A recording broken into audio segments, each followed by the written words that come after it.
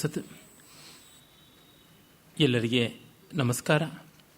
ಪಂಪ ಭಾರತದ ಪರಿಚಯ ಸ್ವಾರಸ್ಯದ ಭಾಷಣ ಮಾಲಿಕೆಯ 2ನೇ ಹಾಗೂ ಕೊನೆಯ ಕಂತಿನಲ್ಲಿ 4ನೇ ದಿವಸಕ್ಕೆ ನಾವು ಬರ್ತಾ ಇದ್ದೀವಿ. ಪಂಪ ಭಾರತದ ಸ್ವಾರಸ್ಯಗಳನ್ನು ಒಂದು ಸಿಂಹಾವಲೋಕನ ಕ್ರಮದಿಂದ ಕ್ರಮಕ್ರಮವಾಗಿ ನೋಡಿಕೊಂಡು ಬರ್ತಾ ಇದ್ದೀವಿ. ಅಭಿಮನ್ಯುವಿನ ವಧೆಯಾಗಿ ಜಯದ್ರಥ ವಧೆಯನ್ನು ಆ ಸೇಡು ತೀರಿಸಿಕೊಳ್ಳುವ ಕ್ರಮದಿಂದ ಅರ್ಜುನ ಮಾಡಿದ್ದಾನೆ. ಹೀಗೆ 12ನೇ ಆಶ್ವಾಸ ಆರಂಭವಾಗುತ್ತದೆ. 11ನೇ ಆಶ್ವಾಸದಲ್ಲಿ ಎಲ್ಲ ವಿವರಗಳನ್ನು ನಾವು ಕಂಡೆವಿ.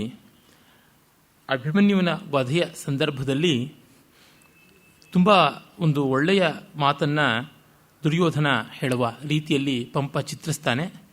ಆ ಒಂದು ಮಾತಿನ ಸ್ವಾರಸ್ಯವನ್ನು ನಾನು ಹೇಳಬೇಕಿತ್ತು, ಅದು ಓಘದಲ್ಲಿ ಮರೆಯಾಯಿತು. ಅದರಿಂದ ಅದನ್ನು ಸ್ಮರಿಸಿಕೊಂಡು ನಾವೀಗ ನೇರವಾಗಿ 12ನೇ ಆಶ್ವಾಸಕ್ಕೆ, ಅಂದರೆ ಕರ್ಣಪರ್ವ, ಅಲ್ಲಿಗೆ ನಾವು ಬರ್ತೀವಿ. ಇದು ರನ್ನ ಮೊದಲಾದ ಮುಂದಿನ ಕವಿಗಳು ಕೂಡ ಅದನ್ನು ಬಳಸಿಕೊಂಡಿದ್ದಾರೆ. ಅಳಿದುದು ಮತ್ತನೂಜ ಶತ ಮಾಜಿಯೊಳ್ ಇತ್ತ ಅಭಿಮನ್ಯು ವರ್ವನ್ ಅತ್ತಳಿಯನಿದಾವ ಗೆಲ್ಲಂ ಎನಗಂ ಕಲಿಯಾದನೋ ಪುಂಡ ಗಂಡವಾ ತಳಿಯದೆ ಗಂಡನಿಂತಳಿವುದೀ ಅಳಿವಿನ್ ಎನಗಾಜಿ ರಂಗದುಳ್ ಗಳೀಸುಗೆಂಬಿದಂ ನುಡಿಯುತಂ ಘಟ ಸಂಭವನೊಳ್ ಸುಯೋಧನಂ ಅಂತು ಬೀಡಿಂಗೆ ಪೋದಂ. ಅಂದರೆ ಅವನು ಹೇಳ್ತಾ ಇದ್ದಾನೆ, ಅಳಿದುದು ಮತ್ತನೂಜ ಶತಂ ಆಜಿಯೋಳ್, ದುರ್ಯೋಧನಿಗೆ 100 ಮಕ್ಕಳು ಅಂತ ಕವಿ ಮಾಡಿರುವ ಕಲ್ಪನೆ. ಮಹಾಭಾರತದಲ್ಲಿ ಆ ನಿಶ್ಚಯ ಸಿಗೋದಿಲ್ಲ. ಅಷ್ಟು ಜನರು ಸತ್ತೋದ್ರು, ಅಭಿಮನ್ಯು ಒಬ್ಬನೇ ಅವರನ್ನೆಲ್ಲರನ್ನೂ ಕೊಂದ. ಇನ್ನು ಇತ್ತ ಕಡೆ ತನ್ನ 100 ಮಕ್ಕಳು ಸತ್ತರು, ಅತ್ತ ಕಡೆ ಸತ್ತಿರ್ತಕ್ಕಂಥದ್ದು ಪಾಂಡವ ಸಂತಾನದ ಪೈಕಿ ಅಭಿಮನ್ಯು ಒಬ್ಬನೇ ಅಂತ. ಹೀಗಾಗಿ ಕಂಡಾಗ ನಮಗೆ ಗೊತ್ತಾಗುತ್ತದೆ ಅದು ಎಷ್ಟು ಪರಾಕ್ರಮದ ಒಂದು ಪಂಗಡ ಅಲ್ಲಿ, ಎಷ್ಟು ದೊಡ್ಡ ವಿಕ್ರಮಿಗಳ ಗುಂಪು ಅಲ್ಲಿ ಉಂಟು. ಇನ್ನು ಗೆಲ್ಲಂ ಎನಗಂ ಇದಾವುದು, ಈ ಜಯ ನನಗೆ ಯಾವ ಮಾತ್ರದ್ದು, ಇದು ನಿಜವಾಗಿ ಜಯ ಅಲ್ಲ. ಕಲಿಯಾದನ ಪುಂಡ ಗಂಡವಾ ತಳಿಯದೆ ಗಂಡನಿಂತಳಿವುದು. ಪ್ರತಿಜ್ಞೆಗೆ ತಕ್ಕಂತೆ ಚಕ್ರವ್ಯೂಹವನ್ನು ಭೇದಿಸ್ತೀನಿ, ಪದ್ಮವ್ಯೂಹವನ್ನು ನಾನು ಕೆಣಕ್ತೀನಿ, ಅದಕ್ಕೆ ಸವಾಲು ಹಾಕ್ತೀನಿ ಅನ್ನುವ ಅಭಿಮನ್ಯುವಿನ ಮಾತು ಯಾವುದಿದೆ ಅದು ನಿಜವಾಗಿ ನಿಲ್ಲುವಂಥದ್ದು. ಹಾಗಾಗಿ ಆ ಪ್ರತಿಜ್ಞೆಗೆ ತಕ್ಕಂತೆ ಶೂರ ಬದುಕಿ ಸಾಯಬೇಕು, ಸತ್ತು ಬದುಕಬೇಕು.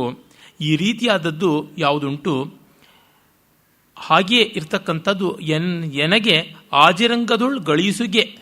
ಈ ರೀತಿಯ ಸಾವು, ಈ ರೀತಿಯಾದ ವಿಕ್ರಮ ನನಗೆ ಯುದ್ಧರಂಗದಲ್ಲಿ ಬರಲಿ ಅಂತ ದುರ್ಯೋಧನ ಕುಂಭಸಂಭವನ ಜೊತೆಗೆ, ಅಂದರೆ ದ್ರೋಣಾಚಾರ್ಯನ ಜೊತೆಗೆ ಮಾತಾಡಿಕೊಂಡು ಹೋದ ಅಂತ. ಅಭಿಮನ್ಯುವಿನ ಈ ಪರಾಕ್ರಮದ ಬಗೆಗೆ ರನ್ನ ಮುಂದೆ ಹೇಳ್ತಾನೆ. ಅಭಿಮನ್ಯುವಿನ ಶವ ನೋಡಿ ದುರ್ಯೋಧನ ಹೇಳ್ತಾನೆ, ನಿನ್ನ ಪರಾಕ್ರಮದ ಏಕದೇಶೀಯವಾದಂಥ ಒಂದು ಪ್ರದರ್ಶನವಾದರೂ ನನಗಾಗಲಿ ಅಂತ. ತುಂಬ ಚೆನ್ನಾಗಿ ರನ್ನ ಪಂಪನನ್ನು ಅನುಕರಿಸ್ತಾನೆ. ನಳಿನಿ ವೆಂಕಟೇಶ್ ಅನ್ನುವ ಒಬ್ಬರು ವಿದುಷಿ, ಡಾಕ್ಟರ್ ನಳಿನಿ ವೆಂಕಟೇಶ್ ಅನ್ನುವರು ರನ್ನನ ಮೇಲೆ ಪಂಪನ ಪ್ರಭಾವ ಎಂಥದ್ದು ಅನ್ನೋದರ ಬಗೆಗೆ ಬಹಳ ಒಳ್ಳೆಯ ಒಂದು ಸಂಶೋಧನಾ ಪ್ರಬಂಧ ಬರೆದಿದ್ದಾರೆ. ಹಲವು ಬಾರಿ ಈ ಗೋಖಲೆ ವೇದಿಕೆಯಲ್ಲಿ ಕೂಡ ಭಾಷಣಗಳನ್ನು ಕೇಳೋದಕ್ಕೆ ಅವರು ಬರ್ತಾ ಇದ್ದರು. ಅವರು ತಮ್ಮ ಗ್ರಂಥದಲ್ಲಿ ತುಂಬ ಚೆನ್ನಾಗಿ ಆಶ್ವಾಸಗಳ ಉದ್ದಗಲಕ್ಕೂ ಕೂಡ ರನ್ನ ಯಾವ ರೀತಿ ಪಂಪೋಪಜೀವಿಯಾಗಿದ್ದಾನೆ ಅನ್ನೋದನ್ನು ತುಂಬ ವ್ಯಾಪಕ ಅಧ್ಯಯನದಿಂದ ತೋರ್ಪಡಿಸಿಕೊಟ್ಟಿದ್ದಾರೆ.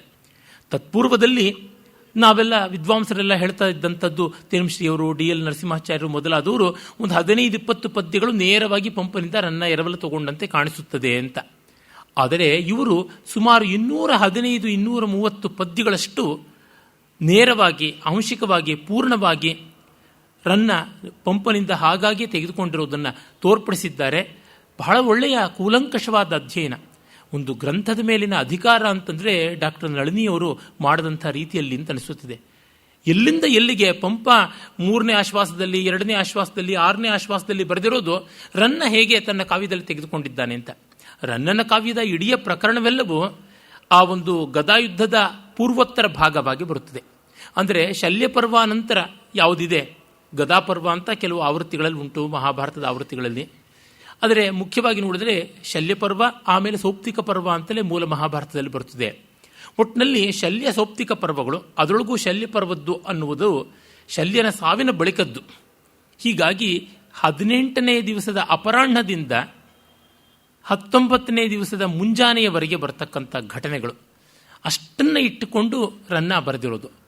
ಅದಷ್ಟಕ್ಕೆ ಸುಮಾರು ಪಂಪ ಭಾರತದಲ್ಲಿ ನಡೆಯುವ ಘಟನೆಗಳ ಅವಧಿಯನ್ನು ನೋಡಿಕೊಂಡ್ರೆ ಭೀಷ್ಮನಿಂದ ಮೊದಲುಗೊಂಡು ಕಂಡ್ರೆ ಸುಮಾರು ಒಂದು 120-130 ವರ್ಷಗಳ ಅವಧಿಗಳ ಘಟನೆಗಳು ಯಾವುದಿವೆ ಅವೆಲ್ಲದರನ್ನು ಬಗ್ಗೆ ಏನೇನು ಬರೆದಿದ್ದಾನೆ ಕವಿ, ಅದನ್ನು ಯಥೋಚಿತವಾದ ರೀತಿಯಲ್ಲಿ ತನಗೆ ಬೇಕಾದಂತೆ ತಿರುಗಿಸಿಕೊಂಡಿದ್ದಾನೆ. ಈ ರೀತಿ ಒಂದೇ ಭಾಷೆಯ ಒಬ್ಬ ಕವಿ ಬರೆದಿರುವ ಒಂದು ಕಾವ್ಯವನ್ನು ತನ್ನ ಹಿರಿಯ ಸಮಕಾಲೀನ ಕಾವ್ಯನ ಪಂಕ್ತಿಗಳನ್ನು ಇಟ್ಟುಕೊಂಡು ತನ್ನದಾದ ಬಗೆಯಲ್ಲಿ ರೂಪಾಂತರ ಮಾಡಿಕೊಳ್ಳೋದಿದೆಯಲ್ಲ, ಇದು ಬಹಳ ವಿಶಿಷ್ಟವಾದದ್ದು, ಅನಿತರ ದೃಷ್ಟವಾದಂಥದ್ದು. ಅದನ್ನು ತುಂಬ ಚೆನ್ನಾಗಿ ತೋರ್ಪಡಿಸಿ ಎಷ್ಟೋ ಕಡೆ ಪಂಪ ರನ್ನನಿಗಿಂತ ಮೇಲೆ ಇದ್ದಾನೆ ಎನ್ನುವ ಸತ್ಯವನ್ನು ಅವರು ತೋರ್ಪಡಿಸ್ತಾರೆ. ತುಂಬ ಒಳ್ಳೆಯ ಅಧ್ಯಯನ. ಆ ಪುಸ್ತಕ ಹೆಚ್ಚು ವಿದ್ವಾಂಸರ ಕಣ್ಣಿಗೆ ಬೀಳಬೇಕಾದದ್ದು, ಓದಿಗೆ ದಕ್ಕಬೇಕಾದದ್ದು ಅಂತ ಅನಿಸುತ್ತದೆ. ಇರಲಿ, ನಾನು ಆಗೀಗ ಬರ್ತಕ್ಕಂಥ ರನ್ನ ಪಂಪೋಪಜೀವಿತ್ವವನ್ನು ಅಲ್ಲಲ್ಲಿ ತಿಳಿಸ್ತಾನು ಬರ್ತೀನಿ ಕೂಡ. ಯಾಕೆಂದರೆ ಮುಂದೆ 12-13 ಆಶ್ವಾಸಗಳ, ವಿಶೇಷವಾಗಿ 13ನೇ ಆಶ್ವಾಸದಲ್ಲಿ ಸಮೃದ್ಧವಾಗಿ ಬರುತ್ತದೆ. ಆದರೆ ಒಂದನ್ನು ಮರೆಯುವಂತಿಲ್ಲ, ಪಂಪನಿಗೆ ವೇಣಿ ಸಂಹಾರ ಮತ್ತು ಊರುಭಂಗ ಹಾಗೂ ಇನ್ನಿತರ ಸಂಸ್ಕೃತದ ನಾಟಕಗಳು ಮತ್ತು ಕಾವ್ಯಗಳ ಋಣ ಬೇಕಾದಷ್ಟಿದೆ. ಆದರೆ ರನ್ನನಿಗೆ ಮಾತ್ರ ಪಂಪ ಎಲ್ಲ ರೀತಿಯಿಂದಲೂ ಮೊದಲ ಮಂಗಳ ಪದ್ಯಗಳಿಂದ ಕೂಡ ಮೊದಲುಗೊಂಡು ಮಾಡಲಾಗಿದ್ದಾನೆ. ಅವನು ಶ್ರೀಯನ ಅರಾತಿ ಸಾಧನದೆ ಅಂತ ತೆಗೆದುಕೊಂಡ್ರೆ ಶ್ರೀ ಯುವತಿ ಪ್ರಿಯಂ ಅಂತ ರನ್ನ ತೆಗೆದುಕೊಳ್ತಾನೆ. ಅಲ್ಲಿಂದ ಮೊದಲುಗೊಂಡು ದೇವತೆಗಳು, ವಿಷ್ಣು ಇರ್ಬೋದು, ಬ್ರಹ್ಮ ಇರ್ಬೋದು, ಶಿವ ಇರ್ಬೋದು, ಸೂರ್ಯ ಇರ್ಬೋದು, ಗಣಪತಿ, ಸರಸ್ವತಿ, ಅವರೆಲ್ಲರನ್ನೂ ತನ್ನ ನಾಯಕನಿಗೆ ಅಭೇದ ಕಲ್ಪಿಸಿಕೊಂಡು ಮಾಡುವುದು. ಈ ರೀತಿಯಾಗಿ ನಾಯಕನಿಗೂ ಮತ್ತು ತನ್ನ ಆಶ್ರಯದಾತನಿಗೂ ಅಭೇದ ಕಲ್ಪಿಸಿಕೊಂಡು ಮಾಡುವಂಥ ಕಾವ್ಯ ನಿರ್ಮಾಣ ರೀತಿ ಎಲ್ಲವನ್ನೂ ಕೂಡ ಪಂಪನಿಂದ ತೆಗೆದುಕೊಂಡಿದ್ದಾನೆ ಅನ್ನೋದು ಗೊತ್ತಿದೆ. ಆದರೂ ರನ್ನನಲ್ಲಿ ಅವನದಾದ ಒಂದು ಶೈಲಿಯ ಸ್ವೋಪಜ್ಞತೆ ಉಂಟು. ಅದನ್ನೇ ಶಕ್ತಕವಿ ರನ್ನ ಅನ್ನುವ ಒಂದು ಶಕ್ತಿಕವಿ ರನ್ನ ಅನ್ನುವ ಅದ್ಭುತ ಲೇಖನದಲ್ಲಿ ಕುವೆಂಪು ಅವರು ತೋರಿಸ್ತಾರೆ. ಪಂಪನನ್ನು ಓದ್ತಾ ಇದ್ದಂತೆ ಎಲ್ಲವೂ ಪಂಪನಿಂದ ಬಂದಿರತಕ್ಕಂಥ ಮಾಲೆ ಅಂತ ಅನಿಸುತ್ತದೆ. ಆದರೆ ರನ್ನನನ್ನು ಓದುವಾಗ ಆಹಾ ಇದೆಷ್ಟು ಚೆನ್ನಾಗಿದೆ ಅಂತ ಅನಿಸುತ್ತದೆ. ಇದು ಸ್ವಾರಸ್ಯ. ರೀಮೇಕು ಒರಿಜಿನಲ್ನಷ್ಟೇ ಚೆನ್ನಾಗಿ ಕಾಣಿಸ್ಬಿಡುತ್ತೆ ಅದನ್ನು ನೋಡುವಾಗ ಅಂತಂದರೆ ಆ ಸಿನಿಮಾ ಆ ಮಟ್ಟಕ್ಕೆ ಲೋಕಪ್ರಿಯವಾದದ್ದು, ಗೆಲ್ಲಿತು ಅಂತಲೇ ಹೇಳಬೇಕು. ಇರಲಿ, ನಾವೀಗ ದ್ವಾದಶಾಶ್ವಾಸಕ್ಕೆ ಬರ್ತಾ ಇದ್ದೀವಿ. ಆಮೇಲೆ ಮುಂದೆ ಕರ್ಣನಿಗೆ ಪಟ್ಟ ಕಟ್ಟಬೇಕು ಅನ್ನುವುದು ತೀರ್ಮಾನವಾಗುತ್ತದೆ. ಹಾಗೆ ಮಾಡುವ ಸಂದರ್ಭದಲ್ಲಿ ಆ ಒಂದು ಸಿಂಧು ಸವ್ಯರ ದೇಶಾಧಿಪತಿಯ ಸಾವಿನ ಜೊತೆಗೆ ಯುದ್ಧವೂ ಮುಂದುವರಿಯುತ್ತದೆ. ರಾತ್ರಿ ಯುದ್ಧವಾಗಿ ಮುಂದುವರಿಯುತ್ತದೆ. ಬವರದೊಳೆ ಬಲ್ಲಂ ಕರಮವಜುಗೆಯಲ್ ಪೆರರ್ಗೆ ಕಂಡು ತನಗರಿಯದನೆಂತುವೋ ನುಡಿ ತಪ್ಪದು ಕಮ್ಮರಿಯವಜಂ ಬಿಲ್ಲವಜನೆಂಬುದಂ ಮಾಡುವನೇ ಅಂತನ್ನುವ ಮಾತನ್ನು ತೀರಾ ಮೊನಚಾಗಿ ಹೇಳ್ತಾ ಇದ್ದಾನೆ. ರಾಜರಾಜನಾದ ದುರ್ಯೋಧನ ದ್ರೋಣಾಚಾರ್ಯನ ನಂಬಿ ಸೈಂಧವನ ರಕ್ಷಣೆಯನ್ನು ದ್ರೋಣಾಚಾರ್ಯನಿಗೆ ಕೊಟ್ಟ. ಆದರೆ ದ್ರೋಣಾಚಾರ್ಯ ಅದನ್ನು ಸರಿಯಾಗಿ ಸಮರ್ಥವಾಗಿ ಮಾಡಿಕೊಳ್ಳಲಿಲ್ಲ. ಇದು ಎಂಥದ್ದು ನನಗೆ ಬಂದಂಥ ಸ್ಥಿತಿ ಅಂತ ದ್ರೋಣಾಚಾರ್ಯ ಹೇಳಿಕೊಂಡಿದ್ದಾನೆ. ನಾನು ಬಿಲ್ಲೋಜ ಅನ್ನೋದು ಹೋಗಿ ಕಮ್ಮರಿ ಓವಜ ಅಂತಂದರೆ ಮರಗೆಲಸದ ಬಡಗಿಯಂತೆ ಆಗಿಬಿಟ್ನಲ್ಲ. ಆಟದ ಬಾಣಗಳನ್ನು, ಆಟದ ಬಿಲ್ಲುಗಳನ್ನು ನಿರ್ಮಾಣ ಮಾಡಿಕೊಡ್ತಕ್ಕಂಥ ಕೆಲಸವಾಯಿತಾ? ಆ ರೀತಿಯಾದವನು ಅಲ್ಲ ಅಂತಂದುಕೊಂಡು ಬೇಸರ ಪಟ್ಟುಕೊಂಡು ಆ ಯುದ್ಧದಲ್ಲಿ, ರಾತ್ರಿ ಯುದ್ಧದಲ್ಲಿ ತೊಡಗಿಕೊಳ್ತಾನೆ. ಆಮೇಲೆ ಆ ರಾತ್ರಿ ಯುದ್ಧದ ಬಳಿಕ ವಿಶ್ರಾಂತಿಯನ್ನು ಪಡೆಯೋದಕ್ಕೆ ಎಲ್ಲರೂ ಹೋಗ್ತಾರೆ. ಮತ್ತೆ ಆ ರಾತ್ರಿ ಯುದ್ಧದಲ್ಲಿ ದೀವಟಿಕೆಗಳನ್ನೆಲ್ಲ ಕಟ್ಟಿಕೊಂಡು ಇನ್ನೊಂದಷ್ಟು ಜನ ಬರ್ತಾರೆ. ಆ ವಿವರಗಳನ್ನು ಪಂಪ ತುಂಬ ಚೆನ್ನಾಗಿ ಕೊಡ್ತಾನೆ. ತಕ್ಕಿನ ವಿಕ್ರಮಾರ್ಜುನನ ಕೋಪದ ದಳ್ಳುರಿಗಳು ವಿರೋಧಿಯಂ ಮುಕ್ಕಲೆ ಮುತ್ತಿದಂತೆ ಕರಿಗೆಂಟು ರಥಕ್ಕನುವಾಗಿ 4 ವಾಹಕ್ಕೆರಡಲ್ಲಿ ಪಾದಚರಗೊಂದನೆ ದೀವಿಕೆಗಳು ಜಲಕ್ಕನೆ ಕೈಯ ನಿಟ್ಟಳ ಜಲಕ್ಕನೆ ಕೈ ನಿಟ್ಟಳಂ ಬೆಳಗುತ್ತಿದ್ದು ವೆರಳ್ದೆಸೆಯೊಳ್ ಒಡ್ಡಣಂಗಳೊಳ್. ಆನೆಗೆ 8, ರಥಕ್ಕೆ 4, ಕುದುರೆಗೆ 2 ಮತ್ತು ಪಾದಚಾರಿಗಳಿಗೆ 1. ಹೀಗೆ ದೀವಿಗೆಗಳು ಏರ್ಪಾಟಾಗುತ್ತವೆ. ಅದನ್ನು ನೋಡಿದಾಗ ಅರ್ಜುನನ ಕೋಪಾಗ್ನಿಯೇ ಈ ರೀತಿಯಾಗಿ ಬಡವಾಗ್ನಿಯಂತೆ ದಳ್ಳುರಿಗೊಂಡು ಬರ್ತಾ ಇದೆಯಾ ಅಂತ ತೋರ್ತು ಅಂತ ಕವಿ ಉತ್ಪ್ರೇಕ್ಷಿಸ್ತಾನೆ. ವೈಮಾನಿಕರು ಇದನ್ನು ನೋಡ್ತಾ ಇದ್ದರೆ ಆಕಾಶದಲ್ಲಿ ವೈಮಾನಿಕ ದೇವರ್ ಅಂಬರತರಳದಲ್ಲಿದ್ದು ಕೆಚ್ಚಳಿದ ಲಂಕೆಯಂ ನೋಡ್ಪಂತೆ ನೋಡೆ, ದಹನವಾಗ್ತಾ ಇರತಕ್ಕಂಥ ಲಂಕೆಯನ್ನು ನೋಡುವ ಹಾಗೆ ವೈಮಾನಿಕರು ಕಂಡರು ಅಂತ ತುಂಬ ಸೊಗಸಾಗಿರ್ತಕ್ಕಂಥ ಕಲ್ಪನೆಯನ್ನು ಮಾಡಿದ್ದಾನೆ. ರಾತ್ರಿ ಯುದ್ಧ ಮುಂದುವರಿಯುತ್ತದೆ, ಇನ್ನೂ ಹಗಲು ದೂರ ಇದೆ. ಆಗ ಅಲಂಬುಷ ಮತ್ತು ಘಟೋತ್ಕಚ ಇವರಿಬ್ಬರಿಗೆ ಯುದ್ಧವಾಗುತ್ತದೆ. ಪಂಪ ಅಲಂಬುಸ ಅಥವಾ ಅಲಂಬುಷನನ್ನು ಅಲಂಭೂಷ ಅಂತ ತನ್ನ ಕಾವ್ಯದಲ್ಲಿ ಉಲ್ಲೇಖ ಮಾಡ್ತಾನೆ. ಅವನು ದುರ್ಯೋಧನನ ಕಡೆಯ ರಾಕ್ಷಸ. ಕಿಮ್ಮೀರ, ಬಕ ಇವರುಗಳಿಗೆ ಸಂಬಂಧಪಟ್ಟಂಥವನು, ಬಕಾಸುರ ಪುತ್ರ ಅಂತ ಕೂಡ ಹೇಳ್ತಾರೆ. ಅವನಿಗೆ ಎದುರಾಗಿ ಘಟೋತ್ಕಚ ಬರ್ತಾನೆ. ಅವರಿಬ್ಬರು ನಿಂತುಕೊಳ್ತಾರೆ. ಪರೆದುರಿಗೇಸ ಮವ್ವಳಿಪ ನಾಲಗೆ ಮಿಂಚುವ ದಾಡೆ ಬಿಟ್ಟ ಕಣ್ ತಿರುಪಿದ ಮೀಸೆ ಕುಂಕಿದ ಸಟಂ ಕರಿದಪ್ಪ ಕದಂಪು ನಿಳ್ದ ತಾಳ್ಮರದ ಪೊಡಲ್ ಕಹಕಹಧ್ವನಿ ಕೌಳಿಕ ನಾದ ಮಾದಂ ಆಸುರತರ ಮಾಗೆ ಬಂದು ಕವಿದತ್ತು ಘಟೋತ್ಕಚ ರೌದ್ರ ಸಾಧನಂ. ಎಲ್ಲದಕ್ಕೂ ಚಂಪಕಮಾಲೆ ಬಳಸ್ತಾನೆ ಪಂಪ. ಸ್ವಲ್ಪ ಓವರ್ ಡೋಸ್ ಆಫ್ ಚಂಪಕಮಾಲೆ. ಸುಕುಮಾರ ಮನೋಹರವಾದ ಛಂದಸ್ಸನ್ನು ರುದ್ರಭೀಕರವಾದ ರಾತ್ರಿ ಯುದ್ಧ ಮಾಡುವ ನಕ್ತಂಚರನ ವರ್ಣನೆಗೆ ಬಳಸ್ತಕ್ಕಂಥದ್ದು ಅಷ್ಟು ಸರಿ ಹೋಗಲ್ಲ. ಒಂದು ಮಹಾಶ್ರದ್ಧರಿಯೋ ಅಥವಾ ಶ್ರದ್ಧರಿಯೋ ಇಲ್ಲ ಶಾರ್ದೂಲ ಮತ್ತೇಭ ಯಾವುದಾದ್ರೂ ಒಂದು ಬರಬೇಕಾಗಿತ್ತು. ಮತ್ತದು ದೇಸಿಯನ್ನು ಮಿಗಿಲಾಗಿ ಬಳಸಿದಾಗ ಅಷ್ಟು ಸೊಗಸುಗಟ್ಟೋದಿಲ್ಲ. ಓಜಸ್ಸು ಪರಾಕ್ರಮ ಬೇಕು ಅಂದರೆ ಸಂಸ್ಕೃತದ ಆಡಂಬರದ ಪದಗಳು ಬೇಕೇ ಬೇಕಾಗುತ್ತವೆ. ಆನಂದವರ್ಧನ ಏನೋ ಹೇಳಿಬಿಟ್ಟ, ಯೋ ಯಶಸ್ತ್ರಂ ಅಂತ ಶುರು ಮಾಡಿಕೊಂಡು ವೇಡಿ ಸಂಹಾರದ ಒಂದು ಪದ್ಯದಲ್ಲಿ ಸಮಾಸ ಇಲ್ಲದೇ ಇದ್ರೂ ಓಜೋಗುಣ ಎಷ್ಟು ಚೆನ್ನಾಗಿದೆ ಅಂತ. ಆದರೆ ಚಂಚದ್ಭುಜ ಭ್ರಮಿತ ಚಂಡ ಗದಾಭಿಘಾತ ಅಂತ ಅದೇ ನಾಟಕದಲ್ಲಿ ಬರುವ ಮತ್ತೊಂದು ಪದ್ಯ ನೋಡಿದರೆ ಯೋ ಯಶಸ್ತ್ರಂ ಅನ್ನುವ ಪದ್ಯದ ಮುಂದೆ ಅದು ಏನು ಅಲ್ಲ ಅಂತ ಅನಿಸೋಲ್ಲ. ಇದೇ ಮಿಗಿಲಾದದ್ದು ಅಂತ ಅನಿಸುತ್ತದೆ. ಹೀಗಾಗಿ ಒಂದು ಶೈಲಿಗೆ ನಾವು ಪರಮ ಪ್ರಾಶಸ್ತ್ಯವನ್ನು ಕೊಟ್ಟರೆ, ಪ್ರಾಸಾದಿಕವಾದ ಶೈಲಿ ಅನ್ನೋದಕ್ಕೆ ಪರಮೋತ್ಕೃಷ್ಟವಾದ ಸ್ಥಾನ ಅಂತ ಕೊಟ್ಟರೆ ನಾವು ಕುರುಡರಾಗ್ಬಿಡ್ತೀವಿ. ಯಾವ್ಯಾವ ಸಂದರ್ಭಕ್ಕೆ ಏನೇನು ಬೇಕೋ ಅದೆಲ್ಲ ಬೇಕಾಗುತ್ತದೆ. ಸಿಹಿ ಚೆನ್ನಾಗಿರುತ್ತದೆ ಅಂತ ಚಟ್ನಿಗೂ ಸಿಹಿನೇ, ಪಲ್ಯಕ್ಕೂ ಸಿಹಿನೇ, ಸಾರಿಗೂ ಸಿಹಿನೇ, ಹುಳಿಗೂ ಸಿಹಿನೇ ಅಂತ ಮಾಡಿದ್ರೆ ಏನು ಪ್ರಯೋಜನ ಆಗುತ್ತೆ? ಆ ಸಿಹಿಯೇ ಕಹಿ ಆಗುತ್ತದೆ. ಹೀಗಾಗಿ ಕವಿಗೆ ಈ ಶೈಲಿ ಅಂದರೆ ಈ ರೀತಿ ಆ ರೀತಿ, ಈ ಮಾರ್ಗ ಆ ಮಾರ್ಗ ಅಂತ ಒಂದು ಅಂಧ ಪಕ್ಷಪಾತ ಇರಬಾರದು.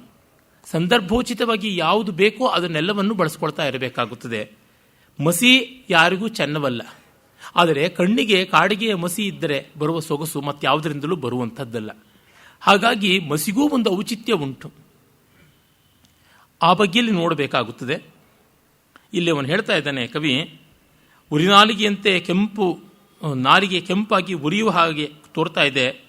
ಮತ್ತು ಮಿಂಚುವ ದಾಡೆ, ಹೊಳೆ ಹೊಳ್ತಾ ಇರ್ತಕ್ಕಂಥ ಕೋರೆಗಳು, ಬಿಟ್ಟ ಕಣ್ಣು, ದೊಡ್ಡದಾಗಿ ಬಿಟ್ಟ ಬಟ್ಟಲ್ಗಣ್ಣು, ಹುರಿ ಮಾಡಿದ ಮೀಸೆ, ಮತ್ತು ಅಂಕುಡೊಂಕಾದ ಕೆದರಿದ ತಲೆ, ಮತ್ತು ಕಪ್ಪಗಿರತಕ್ಕಂಥ ಮುಖ, ಉದ್ದವಾದ ತಾಳೆ ಮರದ ಹಾಗೆ ತಾಳ್ಮರದ ಒಡಲ್ ದೇಹ, ಕಹಕಹ ಧ್ವನಿ ಕೌಳಿಕನಾದ, ಕಹಕಹ ಅಂತ ನಗುತ್ತಾ ಇದ್ದಾರಂತೆ, ಗರ್ಜನೆ ಮಾಡ್ತಾ ಇದ್ದಾನಂತೆ. ಇವೆಲ್ಲ ನೋಡಿದಾಗ ಭಯಂಕರವಾಗಿತ್ತು ಅಂತ. ಇದು ಸ್ವಭಾವೋಕ್ತಿ ಹಾಗೆ ತೋರ್ತಾ ಇದೆ. ಇವೆಲ್ಲ ತಾಕತ್ತು ಕೊಡುವಂಥದ್ದಲ್ಲ, ಪುಷ್ಟಿ ಕೊಡುವಂಥದ್ದಲ್ಲ. ಏನೋ ಪಂಪನಿಗೆ ಒಂದು ಬಗೆಯ ಪಕ್ಷಪಾತ ಬಂದುಬಿಟ್ಟಿದೆ ಶೈಲಿಯದು, ಹಾಗೆ ಮಾಡ್ಕೊಂಡು ಹೋಗ್ತಾ ಇದ್ದಾನೆ. ಅದೇ ರೀತಿಯಲ್ಲೇ ತೆಲುಗಿನ ತಿಕ್ಕನ ಸೋಮಯಾಜಿ ಕೂಡ ಹಾಗೆ ಮಾಡ್ತಾನೆ. ಓಜಸ್ಸಿಗೆ ಅಷ್ಟು ಬೆಲೆ ಕೊಡಲ್ಲ, ಅಲ್ಲೋ ಇಲ್ಲೋ ಕೊಡ್ತಾನಾದರೂ ಅಷ್ಟಿಲ್ಲ, ಅದು ನಿಲ್ಲುವಂಥದ್ದಲ್ಲ. ಇರಲಿ. ಆಮೇಲೆ ಒಂದು ಹೋಲಿಕೆಯನ್ನು ಕೊಟ್ಟಿದ್ದಾನೆ. ಎಳೆವರೆ ಎಡಸಿದಂತಿರ್ಪ ದಾಡೆಂ ಅಂದರೆ ಆಕಾಶಕ್ಕೆ ಚಂದ್ರನನ್ನು, ಬಾಲಚಂದ್ರನನ್ನು ಮುಡಿಸಿದಂತೆ ಅವನ ಕೋರೆ ಕಾಣಿಸ್ತಾ ಇತ್ತು ಅಂತ. ಈ ಕಲ್ಪನೆಯನ್ನು ಕುಮಾರವ್ಯಾಸ ಹೇಗೆ ಇದೇ ಘಟೋತ್ಕಚನ ವರ್ಣನೆಗೆ ತನ್ನ ಕಾವ್ಯದಲ್ಲಿ ಮಾಡ್ತಾನೆ ಅಂತಂದರೆ, ಕಾರುಳಳ ಪಟ್ಟಣಕ್ಕೆ ಚಂದಿರನ ತೋರಣವ ಕಟ್ಟಿದ ಓಲಾಯಿತು ಅಂತಾನೆ. ಅವನ ದೇಹ ಕರ್ರಗಿರ್ತಕ್ಕಂಥದ್ದು. ಅವನು ಪಳ್ಳನೆ ನಕ್ಕರೆ ಅದು ಪಾಂಡವರನ್ನ, ಮಳೆಯಿಂದ ಸಂತ್ರಸ್ತರಾಗಿರ್ತಕ್ಕಂಥವ್ರನ್ನ ಗಂಧಮಾದನ ಪರ್ವತಕ್ಕೆ ಕೊಂಡೊಯ್ಯಬೇಕು. ತನ್ನ ಅನುಚರ ಜೊತೆ ಬಂದು ಕೊಂಡೊಯ್ತಾನೆ ಘಟೋತ್ಕಚ. ಆಗ ಕಾರುಳ ಪಟ್ಟಣಕ್ಕೆ ಚಂದ್ರನ ತೋರಣವ ಕಟ್ಟಿದ ಹಾಗೆ ಬಾಯಿ ತುಂಬ ನಗುತ್ತಾನೆ. ಬೆಳ್ಳಗಿರ್ತಕ್ಕಂಥ ಹಲ್ಲುಗಳ ಫಳಾರನೆ ಫಳದಾಗ ಹಾಗಿತ್ತು ಅಂತ. ಕಾರಿರುಳನ್ನು ಒಂದು ಪಟ್ಟಣ ಮಾಡಿ ಚಂದ್ರನನ್ನೇ ಅದಕ್ಕೆ ತೋರಣವನ್ನಾಗಿ ಮಾಡ್ತಾನೆ. ಗಂತವ್ಯಾತೆ ವಸತಿರಲಕಾ ನಾಮ ಯಕ್ಷೇಶ್ವರಾಣ ಬಾಹ್ಯೋದ್ಯಾನ ಸ್ಥಿತ ಹರಶಿರಶ್ಚಂದ್ರಿಕಾ ಧೌತ ಹರ್ಮ್ಯ ಅಂತ ಕಾಳಿದಾಸ ಮೇಘದೂತದಲ್ಲಿ ಮಾಡ್ತಾನಲ್ಲ. ಅಲಕಾ ನಗರಿಯ ಊರಿನ ಆಚೆ ಶಿವನ ಒಂದು ಮೂರ್ತಿ ಉಂಟು, ಬಾಹ್ಯೋದ್ಯಾನ ಸ್ಥಿತ, ಹೊರಗಿನ ಉದ್ಯಾನದಲ್ಲಿ ಶಿವ ಇದ್ದಾನೆ. ಅವನ ತಲೆಯಲ್ಲಿ ಚೂಡಾಮಣಿಯಾಗಿ ಚಂದ್ರ ಕಂಗೊಳಿಸ್ತಾನೆ. ಆ ಚಂದ್ರನ ಬೆಳಕಿನಿಂದ, ಚಂದ್ರಿಕೆಯಿಂದ ಇಡೀ ಅಲಕಾ ನಗರಿಯೇ ತೊಳೆಯಲ್ಪಟ್ಟಂತೆ, ಕ್ಷಾಲಿಸಲ್ಪಟ್ಟಂತೆ, ಜಾಲಿಸಲ್ಪಟ್ಟಂತೆ ತೋರ್ತಾ ಇದೆ ಅಂತ. ಈ ರೀತಿಯಾದ ಹಲವು ಸಂಕೀರ್ಣ ಚಿತ್ರಗಳನ್ನು ಒಟ್ಟು ಮಾಡಿಕೊಂಡು ಕುಮಾರವ್ಯಾಸ ಹೇಳ್ತಾನೆ. ಅದು ತುಂಬ ವಿಶೇಷ ಪ್ರತಿಭಾ ಸ್ವರೂಪ ಅಂತ ಅನಿಸುತ್ತದೆ. ಆಮೇಲೆ ರಾಕ್ಷಸರೇ ಎದುರಾಗ್ತಾರೆ. ಪ್ರತಿವಿಷಮಗ್ನಿಗಗ್ನಿ ವಿಷಕಂ ವಿಷಮೆಂಬುವಲ ನಿಶಾಚರಂ ಗತಿಬಲರಿ ನಿಶಾಟರಿ ವರಕ್ಕೆನುತಂ ಬಸವೇರೆ ತಾಗಿದ ದಿತಿಸುತರಂ ಘಟೋತ್ಕಚನ ಸುಂಗೊಳೆ ಕಾದಿ ನಿಶಾಟ ಕೋಟಿ ಸಂತತಿಗಳ ನಿಕ್ಕಿ ಪಾಂಡವ ಬಲಕ್ಕನು ರಾಗಮನುಂಟು ಮಾಡಿದಂ. ವಿಷಕ್ಕೆ ವಿಷ, ಬೆಂಕಿಗೆ ಬೆಂಕಿ, ಕತ್ತಿಗೆ ಕತ್ತಿ, ವಜ್ರಂ ವಜ್ರೇಣ ಭಿದ್ಯತೆ ಅನ್ನುವಂತೆ ಅಲಂಭೂಷ ಅಥವಾ ಅಲಂಬುಸನನ್ನ ಹಿಡಿಂಬ ನಂದನ ಘಟೋತ್ಕಚ ಕೊಂದುಬಿಡ್ತಾನೆ. ಹಾಗಾಗಿ ಸಮದೇ ಭೇಂದ್ರ ಸಮೂಹದಿಂದ ಮಿಡುತುಂ ಕಂಠೀರವಧ್ವಾನದಿನ್ ಅಮರ್ಗುರ್ಪಿನಂ ಆರುತುಂ ಪೆಣಗಳಂ ನುಂಗುತ್ತುಂ ಆಕಾಶದಂತಮನೈದುತುಂ ಇದಿರ್ಚಿ ಕಾದುವೆಡೆಯೊಳ್ ಕಾಣುತ್ತೆ ದೇವರ್ಕಳಿನ್ನು ಮೊಳಂ ರಾವಣನೆಂಬಿನಂ ನೆಗಳುದದ ಹೈಡಿಂಬ ನಾಡಂಬರಂ ಅಂತ ಅವನು ಮತ್ತೊಬ್ಬ ರಾವಣಾಸುರನೋ ಎಂಬಂತೆ ವೈರಿ ವೃಂದವನ್ನೆಲ್ಲ ಹೆಣದ ಮೆದೆಗಳನ್ನಾಗಿ ಮಾಡಿಕೊಂಡು ಅವುಗಳನ್ನೆಲ್ಲ ನುಂಗುತ್ತಾ ಆಕಾಶದವರೆಗೂ ಹಾರಿ ನೆಗೆದು ಕೇಕೆ ಹಾಕಿ ದೇವತೆಗಳಿಗೂ ವಿಸ್ಮಯವನ್ನು ಉಂಟು ಮಾಡ್ತಾನೆ. ಆ ರೀತಿಯಲ್ಲಾಯಿತು. ಆಗ ಅವನನ್ನು ಕಂಡು ಕರ್ಣನಿಗೆ ದುರ್ಯೋಧನ ಹೇಳ್ತಾನೆ, ಬೆಳ್ಳಾಳ್ಗೆ ಪೊಳಪು ದೋರುವುದು, ಒಳ್ಳಾಳ್ಗೆ ಪೊಡರ್ಪು ತೋರ್ಪುದು ಇರದೆ ಪೊಡರ್ಪು ತೋರ್ದಪುದು ಇರದೆ ಅಣ್ಮೆಂದೊಳ್ಳಲ್ಗಿನ ಶರತತಿಯಂ ಕೊಳ್ಳೆಂದು ಅಂಗರಾಜನ ಅಸುರನ ನೆಚ್ಚಂ. ಅಂಗರಾಜನನ್ನು ಕೇಳ್ತಾನೆ, ಅಸುರನ ನೆಚ್ಚಂ. ಈ ರಾಕ್ಷಸನ ಸಂಹಾರ ಮಾಡೋಕ್ಕೆ ಬಾಣವನ್ನು ಹೂಡು. ಬೆಳ್ಳಾಳ್ಗೆ ಅಂದರೆ ನಿಷ್ಪ್ರಯೋಜಕನಾದ ಹೇಡಿಯಾದ ವೈರಿಗೆ ಬರೀ ಆಯುಧ ತೋರಬೇಕು. ಒಳ್ಳಾಳ್ಗೆ ಬಲಶಾಲಿಯಾದ ಗಟ್ಟಿಕಾಳದಂಥ ವೈರಿಗೆ ಪೊಡರ್ಪು ತೋರ್ದಪುದು ಅಂದರೆ ಪರಾಕ್ರಮವನ್ನು ತೋರಿಸಬೇಕು. ಇವನಿಗೆ ನೀನು ಇಂದ್ರ ಕೊಟ್ಟಂಥ ದಿವ್ಯಾಯುಧ ಯಾವುದುಂಟು ಅದನ್ನೇ ಪ್ರಯೋಗ ಮಾಡು ಅಂತ ಹೇಳ್ತಾನೆ. ಕಟ್ಟ ಕಡೆಗೆ ಅದನ್ನು ಅರ್ಜುನನಿಗಾಗಿ ಮೀಸಲಿಟ್ಟವನು ಪ್ರಯೋಗ ಮಾಡಿ ಘಟೋತ್ಕಚ ತೀರಿಕೊಳ್ತಾನೆ. ಒಂದು ಅಕ್ಷೋಹಿಣಿ ಸೈನ್ಯದ ಮೇಲೆ ಅವನು ಬಿದ್ದು ಅದನ್ನು ಧ್ವಂಸ ಮಾಡಿ ಬರ್ತಾನೆ. ಆಮೇಲೆ ಪಾಂಡವರೆಲ್ಲ ದುಃಖ ಪಡ್ತಾರೆ. ಆಗ ಕೃಷ್ಣ ಅರ್ಜುನನು ಇದರಿಂದ ಉಳ್ಕೊಂಡ ಅಂತನ್ನುವ ಸಮಾಧಾನವನ್ನು ಮಾಡ್ತಾನೆ ಅನ್ನುವುದನ್ನೆಲ್ಲ ಯಥಾವತ್ತಾಗಿ ಮೂಲ ಮಹಾಭಾರತದಂತೆಯೇ ಅನುಸರಿಸಿಕೊಂಡು ಬರ್ತಾನೆ.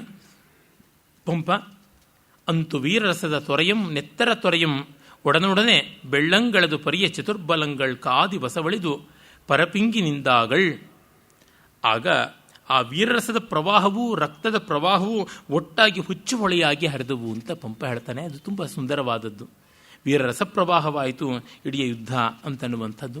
ಮತ್ತು ವೈರಾಟ ವಂಶವೆಲ್ಲ ನಿರ್ವಂಶವಾಗುತ್ತದೆ.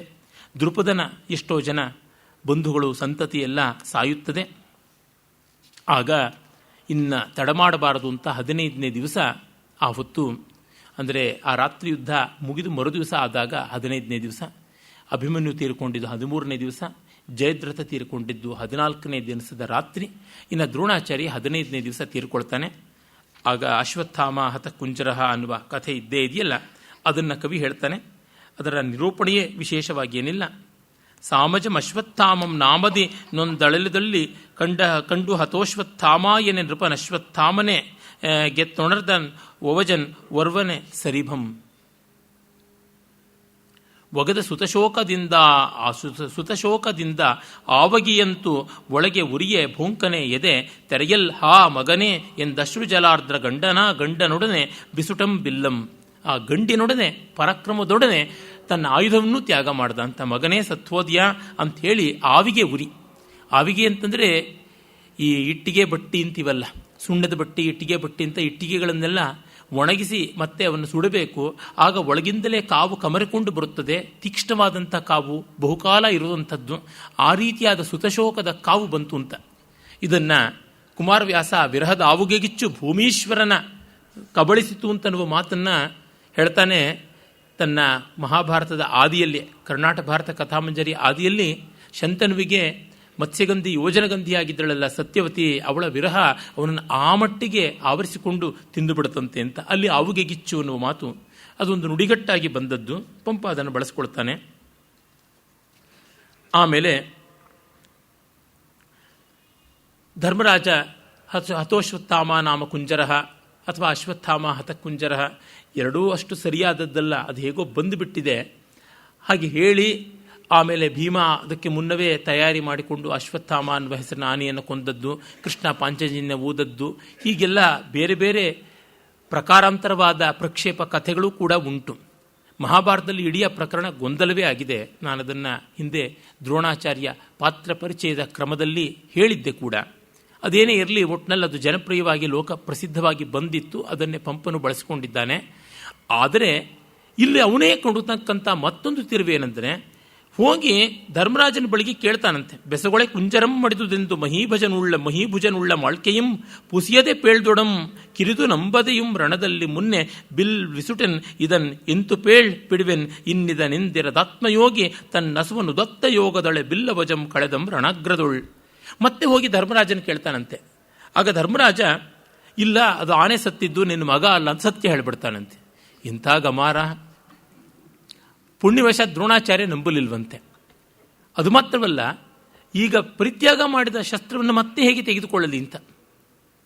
ಹೀಗಾಗಿ ಏನೋ ಒಟ್ಟಲ್ಲಿ ಪಾಂಡವರ ವಿಧಿ ಅನುಕೂಲವಾಗಿತ್ತು, ಅವನು ಶಸ್ತ್ರ ಪರಿತ್ಯಾಗ ಮಾಡಿ ಹಾಗೆಯೇ ಯೋಗ ಮಾರ್ಗದಲ್ಲಿ ಪ್ರಾಣ ಬಿಟ್ಟ ಅಂತ ಕವಿ ಹೇಳ್ತಾನೆ. ಈ ರೀತಿಯಾದ ತಿರುವಿಗೆ ಮೂಲ ಎಲ್ಲಿದೆಯೋ ಗೊತ್ತಿಲ್ಲ. ಮೂಲ ಮಹಾಭಾರತದಲ್ಲಿ ಪ್ರಕ್ಷಿಪ್ತಾವೃತ್ತಿಗಳಲ್ಲಿ ನಾನು ಕಂಡಿಲ್ಲ. ಎರಡನೇ ಬಾರಿ ಕೇಳಿಕೊಂಡು ಅದನ್ನು ತೀರ್ಮಾನ ಮಾಡಿಸಿಕೊಳ್ತಕ್ಕಂಥದ್ದು. ಈಗ ಅಶ್ವತ್ಥಾಮನಿಗೆ ಬಹಳ ಕೋಪ ಬಂದು ನಾರಾಯಣಾಸ್ತ್ರವನ್ನು ಪ್ರಯೋಗ ಮಾಡ್ತಾನೆ. ಆ ನಾರಾಯಣಾಸ್ತ್ರವನ್ನು ಪ್ರಯೋಗ ಮಾಡಿದಾಗ ಅದಕ್ಕೆ ಎದುರಾಗಿ ಶ್ರೀಕೃಷ್ಣ ವೈಷ್ಣವಾಸ್ತ್ರವನ್ನು ಪ್ರಯೋಗ ಮಾಡ್ದ ಅಂತನ್ನುವುದು ಇಲ್ಲಿ ಬರ್ತಕ್ಕಂಥದ್ದು. ಕೃಷ್ಣ ಮತ್ತೆ ಯುದ್ಧ ಮಾಡ್ತಾನೆ ಅಂತನ್ನುವುದು ಇಲ್ಲಿ ಸೇರುವಂಥದ್ದಲ್ಲ. ಆಯುಧವನ್ನು ಹಿಡಿಯೋಲ್ಲ ಅಂದವನು ಒಂದು ಕಡೆ ಚಕ್ರವನ್ನು ಹಿಡಿತಾನೆ, ಇನ್ನೊಂದು ಕಡೆ ಭೀಷ್ಮನ ಜೊತೆಗೆ ಚಕ್ರವನ್ನು ಹಿಡಿದು ಹೋರಾಡಿಬಿಟ್ಟ. ಎರಡೂ ಚಕ್ರಗಳು ಮತ್ತು ಅವನ ಆಯುಧವು ಸೇರಿಕೊಂಡು ಅಂತರ್ಧಾನವಾದವು, ಹೀಗೆಲ್ಲ ಕಥೆಗಳನ್ನು ಮಾಡಿದ್ದಾನೆ. ಆಮೇಲೆ ಇಲ್ಲಿ ಮತ್ತೆ ವೈಷ್ಣವಾಸ್ತ್ರ ಪ್ರಯೋಗ ಮಾಡ್ತಾನೆ ಅಂತ. ಕಾದನ ಆಗಳ್ ಅರ್ವಿಸೆ ತೆಗದೆಚ್ಚ ವೈಷ್ಣವ ನುಡ್ಡಿ ವೈಷ್ಣವದಿಂ ಮುರಾಂತಕಂ ಅಂತ. ಮೂಲ ಮಹಾಭಾರತದಲ್ಲಿ ಬರ್ತಕ್ಕಂಥದ್ದು ನಾರಾಯಣಾಸ್ತ್ರಕ್ಕೆ ಶರಣಾಗತಿಯೊಂದೇ ದಾರಿ ಅಂತ. ಎಲ್ಲರೂ ಆಯುಧಗಳನ್ನು ಬಿಟ್ಟು ರಥದಿಂದ ಕೆಳಗಿಳಿದು ಕೈ ಮುಗಿದು ನಮಸ್ಕಾರ ಮಾಡ್ತಾರೆ. ಆಗ ಅದು ಶಾಂತವಾಗುತ್ತದೆ ಅಂತ ಬರುತ್ತದೆ. ಪಂಪನಿಗೆ ಈ ರೀತಿ ಮಾಡೋದಕ್ಕೆ ಕಾರಣವೇನು? ಕೃಷ್ಣನ ನಾರಾಯಣತ್ವವನ್ನು, ದಿವ್ಯತ್ವವನ್ನು ಅಥವಾ ಮಹಾವಿಷ್ಣುವಿನ ಸ್ವರೂಪವನ್ನು ಪರಾಕಾಷ್ಠೆಗೇರಿಸುವ ಸಂದರ್ಭವನ್ನು ಮೆಚ್ಚಬಾರದು, ತೋರಿಸಬಾರದು ಅಂತ ಏನಾದರೂ ಇತ್ತೆ ಗೊತ್ತಾಗೋಲ್ಲ. ಹಾಗೆ ಅಂತ ತುಂಬ ಮತಾಂಧನಾಗಿ ಏನೂ ಕಾಣೋದಿಲ್ಲ ಪಂಪ. ಆದರೂ ಕಾಣಿಸಿಕೊಳ್ಳುತ್ತದೆ ಅವನ ಚಾಳಿ ಏನು ಅಂತನ್ನುವಂಥದ್ದು. ಮುಂದೆ ಹೇಳ್ತೀನಿ, ನಾಳೆ ದಿವಸ ಇದೆ. ಪಂಪನನ್ನು ಮನುಷ್ಯ ಜಾತಿ ತಾನೊಂದೇ ವಲಂ ಅಂತ ಕೊಂಡಾಡಿಬಿಡ್ತಾರೆ. ಅದು ಕುರುಡು ಪಾಠ. ವಸ್ತುತಃ ಅದನ್ನು ಪಂಪ ಹೇಳಿದ್ದೇ ಬೇರೆ. ಆದಿಪುರಾಣದಲ್ಲಿ ಮನುಷ್ಯ ಜಾತಿ ಸಾಮಾನ್ಯಕ್ಕಿರ್ತಕ್ಕಂಥ ಆಹಾರ, ನಿದ್ರಾ, ಭೈಮೈಥುನಾದಿಗಳು ಯಾವುದೋ ಅದನ್ನು ಕುರಿತು ಹೇಳ್ತಕ್ಕಂಥದ್ದು ಅಷ್ಟೇ ಹೊರತು ಎಲ್ಲ ಜಾತಿ ಬಿಟ್ಟು ಎಲ್ಲರೂ ಒಂದೇ ಜಾತಿಯಾಗಿದ್ದಾರೆ ಅಂತನ್ನುವಂತಹದ್ದು 100 ಮತದ ಹೊಟ್ಟ ತೂರಿ ದಿಗ್ದಿಗಂತದಾಚೆ ಎಲ್ಲ ಸೇರಿ ಓ ನನ್ನ ಚೇತನ ಆಗು ನೀ ಅನಿಕೇತನ ಅನ್ನುವಂಥ ವಿಶ್ವಮಾನವತ್ವ ಅಲ್ಲ ಅಲ್ಲಿರ್ತಕ್ಕಂಥದ್ದು. ಅಲ್ಲಿರುವುದು ಮನುಷ್ಯ ಅನ್ನೋ ಸ್ಪೀಶೀಸ್ಗೆ ಕಾಮನ್ ಫೀಚರ್ಸ್ ಯಾವುದು ಅನ್ನುವುದಷ್ಟೇ. ಈ ಬಗೆಗೆ ದೇಶಕಾಲ ಅನ್ನುವ ಒಂದು ಪತ್ರಿಕೆಯಲ್ಲಿ ಹಿಂದೆ ಚೆನ್ನಾಗಿ ನಮ್ಮ ಸುಬ್ಬಣ್ಣನವರ ಮಗ ಕೆ.ವಿ. ಅಕ್ಷರ ಅವರು ಒಳ್ಳೆ ಲೇಖನವನ್ನು ಕೂಡ ಬರೆದಿದ್ರು. ಆದರೂ ಜನಮರಳೋ ಜಾತರ ಮರಳೋ ಅಂತ ನಂಬಿಕೊಂಡು ಬಂದಿದ್ದಾರೆ. ಕೋಟಿಂಗ್ ಔಟ್ ಆಫ್ ಕಾಂಟೆಕ್ಸ್ಟ್ ಅಂತ ಆಗಿರುವಂಥದ್ದು ಇದು. ಪಂಪನಿಗೆ ಆ ಜಾತಿಯ ಅಭಿಮಾನಗಳು ಅವೆಲ್ಲ ಬೇಕಾದಂತೆ ಇತ್ತು, ತಪ್ಪಲ್ಲ. ಅರೆ ಇದೆ ಅಂತ ನಾವು ಹೇಳಬೇಕಾದದ್ದು ನಮ್ಮ ಧರ್ಮ. ಪಂಪ ಜಾತ್ಯತೀತ ಅಂತ ಯಾವ JDS ಯಾವ JDU ಕೂಡ ಏನು ಕ್ಲೈಮ್ ಮಾಡೋಕ್ಕಾಗೋಲ್ಲ, ತೆಪ್ಪಗಿರಬೇಕು. ಅವನು ಕವಿದೆರಡು ಆಗಡುಂ ಎನ್ನನೆ ಸಕ್ಕಿ ಮಾಡಿ ಕಾದುವು ಅರಿದ ನಿಲ್ಲಿ ಸತ್ತರಸು ಮಕ್ಕಳ ಪಾಪಂ ಇದೆಲ್ಲಂ ಎನ್ನೆನೆ ಐದುವು ಉಪವಾಸದಿಂ ಜಪದಿನ್ ಅದನ್ನೋಡಿಸಿ ಶುದ್ಧನಪ್ಪೆನೆಂಬವಳು ಅಪರಾಂಬು ರಾಶಿಗೆ ಇಳಿದಂ ನಳಿನೀವರ ಜೀವಿತೇಶ್ವರಂ. ಸೂರ್ಯಾಸ್ತವಾಯಿತಂತೆ. ಆ ಸಂದರ್ಭದಲ್ಲಿ ಸೂರ್ಯಾಸ್ತ ಹೇಗಾಯಿತು ಅಂತಂದರೆ, ಎಲ್ಲ ಸೈನಿಕರು ನನ್ನನ್ನೇ ಸಾಕ್ಷಿಯಾಗಿ, ಸೂರ್ಯ ಸಾಕ್ಷಿಯಾಗಿ ಯುದ್ಧ ಮಾಡೋದ್ರಿಂದ ಈ ಪಾಪವನ್ನೆಲ್ಲ ಕಂಡು ನಾನೂ ಕೂಡ ಈ ಸಾವಿನ ನೋವುಗಳಿಗೆಲ್ಲ ಕಾರಣನಾದಂತೆ ಸಾಕ್ಷಿಭೂತನಾಗಿ ನೋಡ್ತಾ ಇರೋದ್ರಿಂದ ಪಾತಕಿಯಾದೆ ಅಂತ ಅನಿಸುತ್ತದೆ. ಈ ಪಾತಕವನ್ನು ಹೋಗಲಾಡಿಸ್ಕೊಳ್ಳೋದಕ್ಕೆ ಸ್ನಾನ ಮಾಡಿ, ಸಂಧ್ಯಾವಂದನೆ ಮಾಡಿ, ಜಪ ಹೋಮಾದಿಗಳನ್ನು ಮಾಡಿ, ಉಪವಾಸ ಮಾಡಿ ನಿಶ್ಚಿಂತನಾಗಬೇಕು ಅನ್ನುವಂತೆ ಅವನು ಅಪರಾಂಬುದಿಯತ್ತ, ಪಶ್ಚಿಮ ಸಮುದ್ರದ ಕಡೆಗೆ ಸೂರ್ಯ ಸಾರಿದ ಅನ್ನುವಂತೆ ಸೂರ್ಯಾಸ್ತವನ್ನು ತುಂಬ ಚೆನ್ನಾಗಿ ಹೇತೋತ್ಪ್ರೇಕ್ಷಾ ಅಲಂಕಾರದಿಂದ ವರ್ಣಿಸ್ತಾನೆ. ಇಲ್ಲಿ ಇಡೀ ಕಾವ್ಯದಲ್ಲಿ ಯುದ್ಧ ಪ್ರಸಂಗದಲ್ಲಿ ಪಂಪ ಮತ್ತೆ ಮತ್ತೆ ಸೂರ್ಯೋದಯ ಸೂರ್ಯಾಸ್ತಗಳನ್ನೆಲ್ಲ ಹೇತೋತ್ಪ್ರೇಕ್ಷಾ ಅಲಂಕಾರದಿಂದ ಯುದ್ಧ ಸಂಗತಿಗೆ ಅನುಗುಣವಾಗುವಂತೆ ವರ್ಣಿಸಿದ್ದಾನೆ. ಅದು ಒಂದು ಸ್ವಾರಸ್ಯಕರವಾದ ರಚನಾಶಿಲ್ಪ.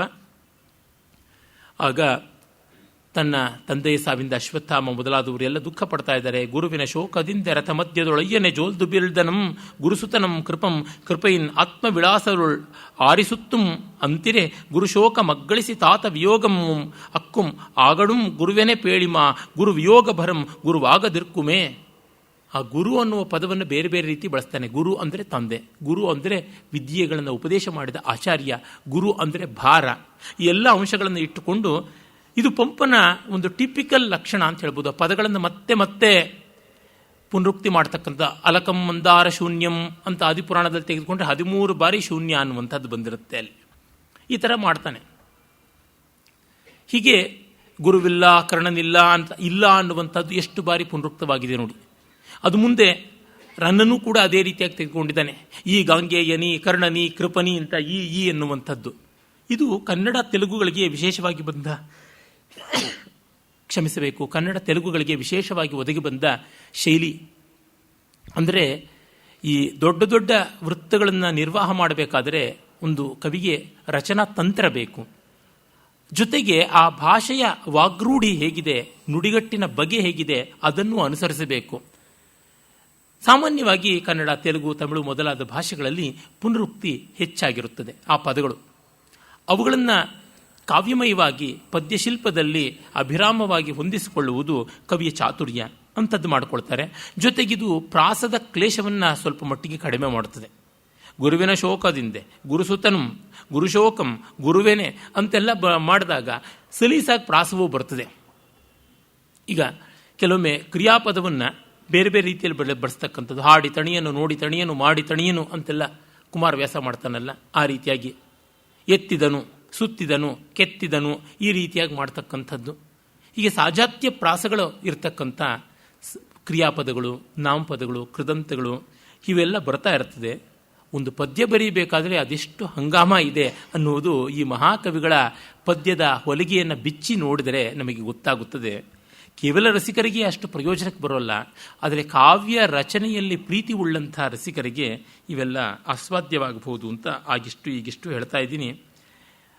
ಕೃಪಾಚಾರ್ಯ ಸಮಾಧಾನ ಮಾಡ್ತಾ ಇದ್ದಾನೆ ಅಶ್ವತ್ಥಾಮನನ್ನು. ಆದರೆ ಅಶ್ವತ್ಥಾಮನಿಗೆ ಸಮಾಧಾನ ಆಗ್ತಾ ಇಲ್ಲ. ನೇರವಾಗಿ ದುರ್ಯೋಧನ ಬಳಿಗೆ ಹೋಗ್ತಾನೆ. ಇಲ್ಲಿಂದ ಮುಂದೆ ಈ ಇಡೀ ಪ್ರಕರಣ ವೇಣಿ ಸಂಹಾರದ 3ನೇ ಅಂಕದಿಂದ ಅಚ್ಚಳಿಯದಂತೆ ಸ್ಫೂರ್ತಿಗೊಂಡಿರುವಂಥದ್ದು ಅಂತ ಗೊತ್ತಾಗುತ್ತದೆ.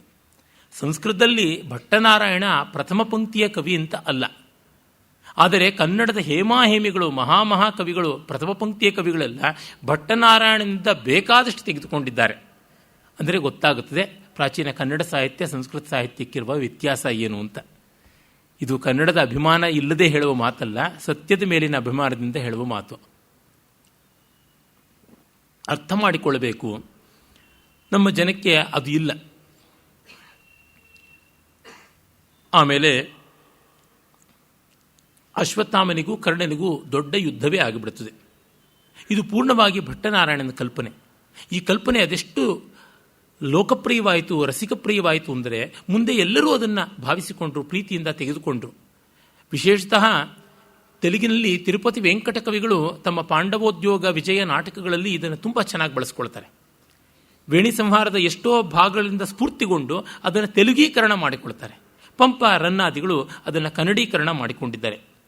ನಿಜದೊಳೆ ಭೂಪರೆಂಬರ ವಿವೇಕಿಗಳ ಅಪ್ಪೊದಕ್ಕೆ ನೀಂ ಪಣಿಧ್ವಜ ಕುಡು ಕೈದು ಕರ್ಣನೆನೆ ನಚ್ಚುವೆ ಅಪ್ಪೊಡೆ ಯುದ್ಧದೊಳ್ ವೃಷಧ್ವಜನುಮ ನಿಕ್ಕಿ ಗೆಲ್ದರಿಗನೊಳ್ ತಲೆಬಟ್ಟಿದಿರಾಗಿ ನಿಂದ ಸೂತಜ ನಿರಿವಂಗಡ ಪಗೆಯನೇಂಗಳ ಪಟ್ಟಮೆ ಪಾರಿ ತಿಂಬುದೇ ಹೇಳ್ತಾ ಇದ್ದಾನೆ. ಕೃಪಾಚಾರ್ಯ ದುರ್ಯೋಧನಿಗೆ ಹೇಳ್ತಾನೆ, ಇವನಿಗೆ ಪಟ್ಟ ಕಟ್ಟು ಅಂತ. ಮತ್ತೆ ಅಶ್ವತ್ಥಾಮ ಹೇಳ್ತಾನೆ, ನನಗೂ ಪಟ್ಟ ಕಟ್ಟು ನೋಡು, ಅರಸರಿಗೆ ಹಿತ್ತಾಳೆ ಕಿವಿ ಅಂತಾರೆ, ನಿಜದೊಳೆ ಭೂಪರೆಂಬ ರವಿವೇಕಿಗಳು. ಹಾಗಾಗಿ ನೀನು ಅರ್ಜುನ ಅಂಥ ಮಹಾಪರಾಕ್ರಮಿ ಎದುರಿಗಿದ್ದಾನೆ, ಅವನನ್ನು ಎದುರಿಸೋದಕ್ಕೆ ಕರ್ಣನನ್ನೇ ನಚ್ಚುವೆ. ಕರ್ಣನನ್ನು ನೆಚ್ಚಿಕೊಂಡಿದೆಯಾ? ಹಾಗಿದ್ದಾಗ ಏನಾಗುತ್ತದೆ? ವೃಷಧ್ವಜನು ಮಹಿಕ್ಕಿ ಗೆಲ್ವರೆಗೆ ನೋಡು. ಅವನು ಹರನನ್ನೇ ಯುದ್ಧದಲ್ಲಿ ಬೆವರಿಸಿ ಗಂಟಲನ್ನು ಮೆಟ್ಟಿ ಪಾಶುಪತವನ್ನು ಪಡೆದವನು. ಇದು ಮತ್ತೆ ಪಂಪನ ಇಂಟರ್ಪ್ರಿಟೇಷನ್ನು. ತಲೆವೆಟ್ಟಿದರಾಗಿ ನಿಂದು ಅವನೆದುರಿಗೆ ನೀನು ಅಭಿಮುಖವಾಗಿ ಕರ್ಣನನ್ನು ಕಳಿಸಿದರೆ ಆಗುತ್ತದೆಯಾ? ಖಂಡಿತ ಆಗುವಂಥದ್ದಲ್ಲ.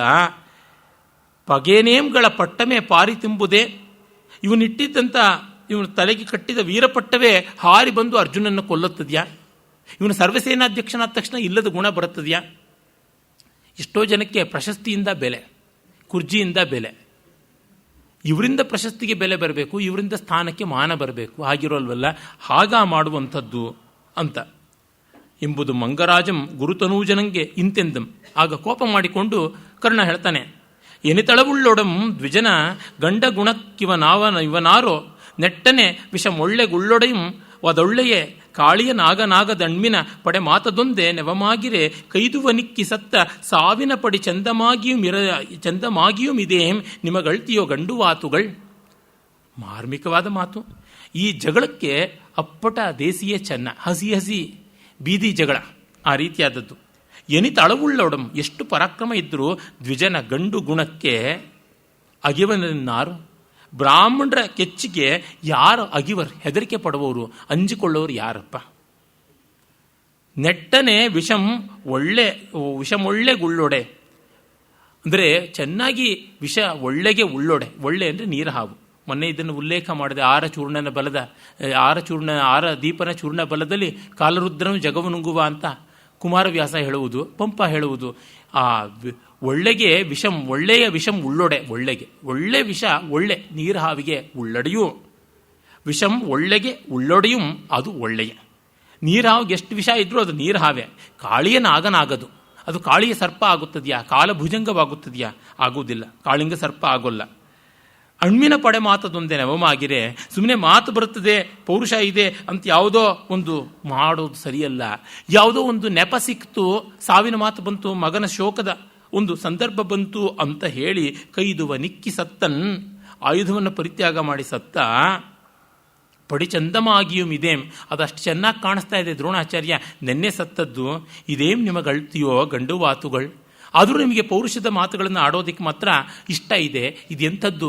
ಶಸ್ತ್ರಸನ್ಯಾಸ ಮಾಡೋದಕ್ಕೇನೆ ನಿಮ್ಮ ಕುಟುಂಬ ಪೇಟೆಂಟ್ ತಗೊಂಡಿದೆ ಅನ್ನುವ ವ್ಯಂಗ್ಯವನ್ನು ಮಾಡ್ತಾ ಇದ್ದಾನೆ ಕರ್ಣ. ಆಮೇಲೆ ಇವರಿಬ್ಬರ ಜಗಳವನ್ನು ಕಂಡು ದುರ್ಯೋಧನ ನಿಂತೆಂದಂ.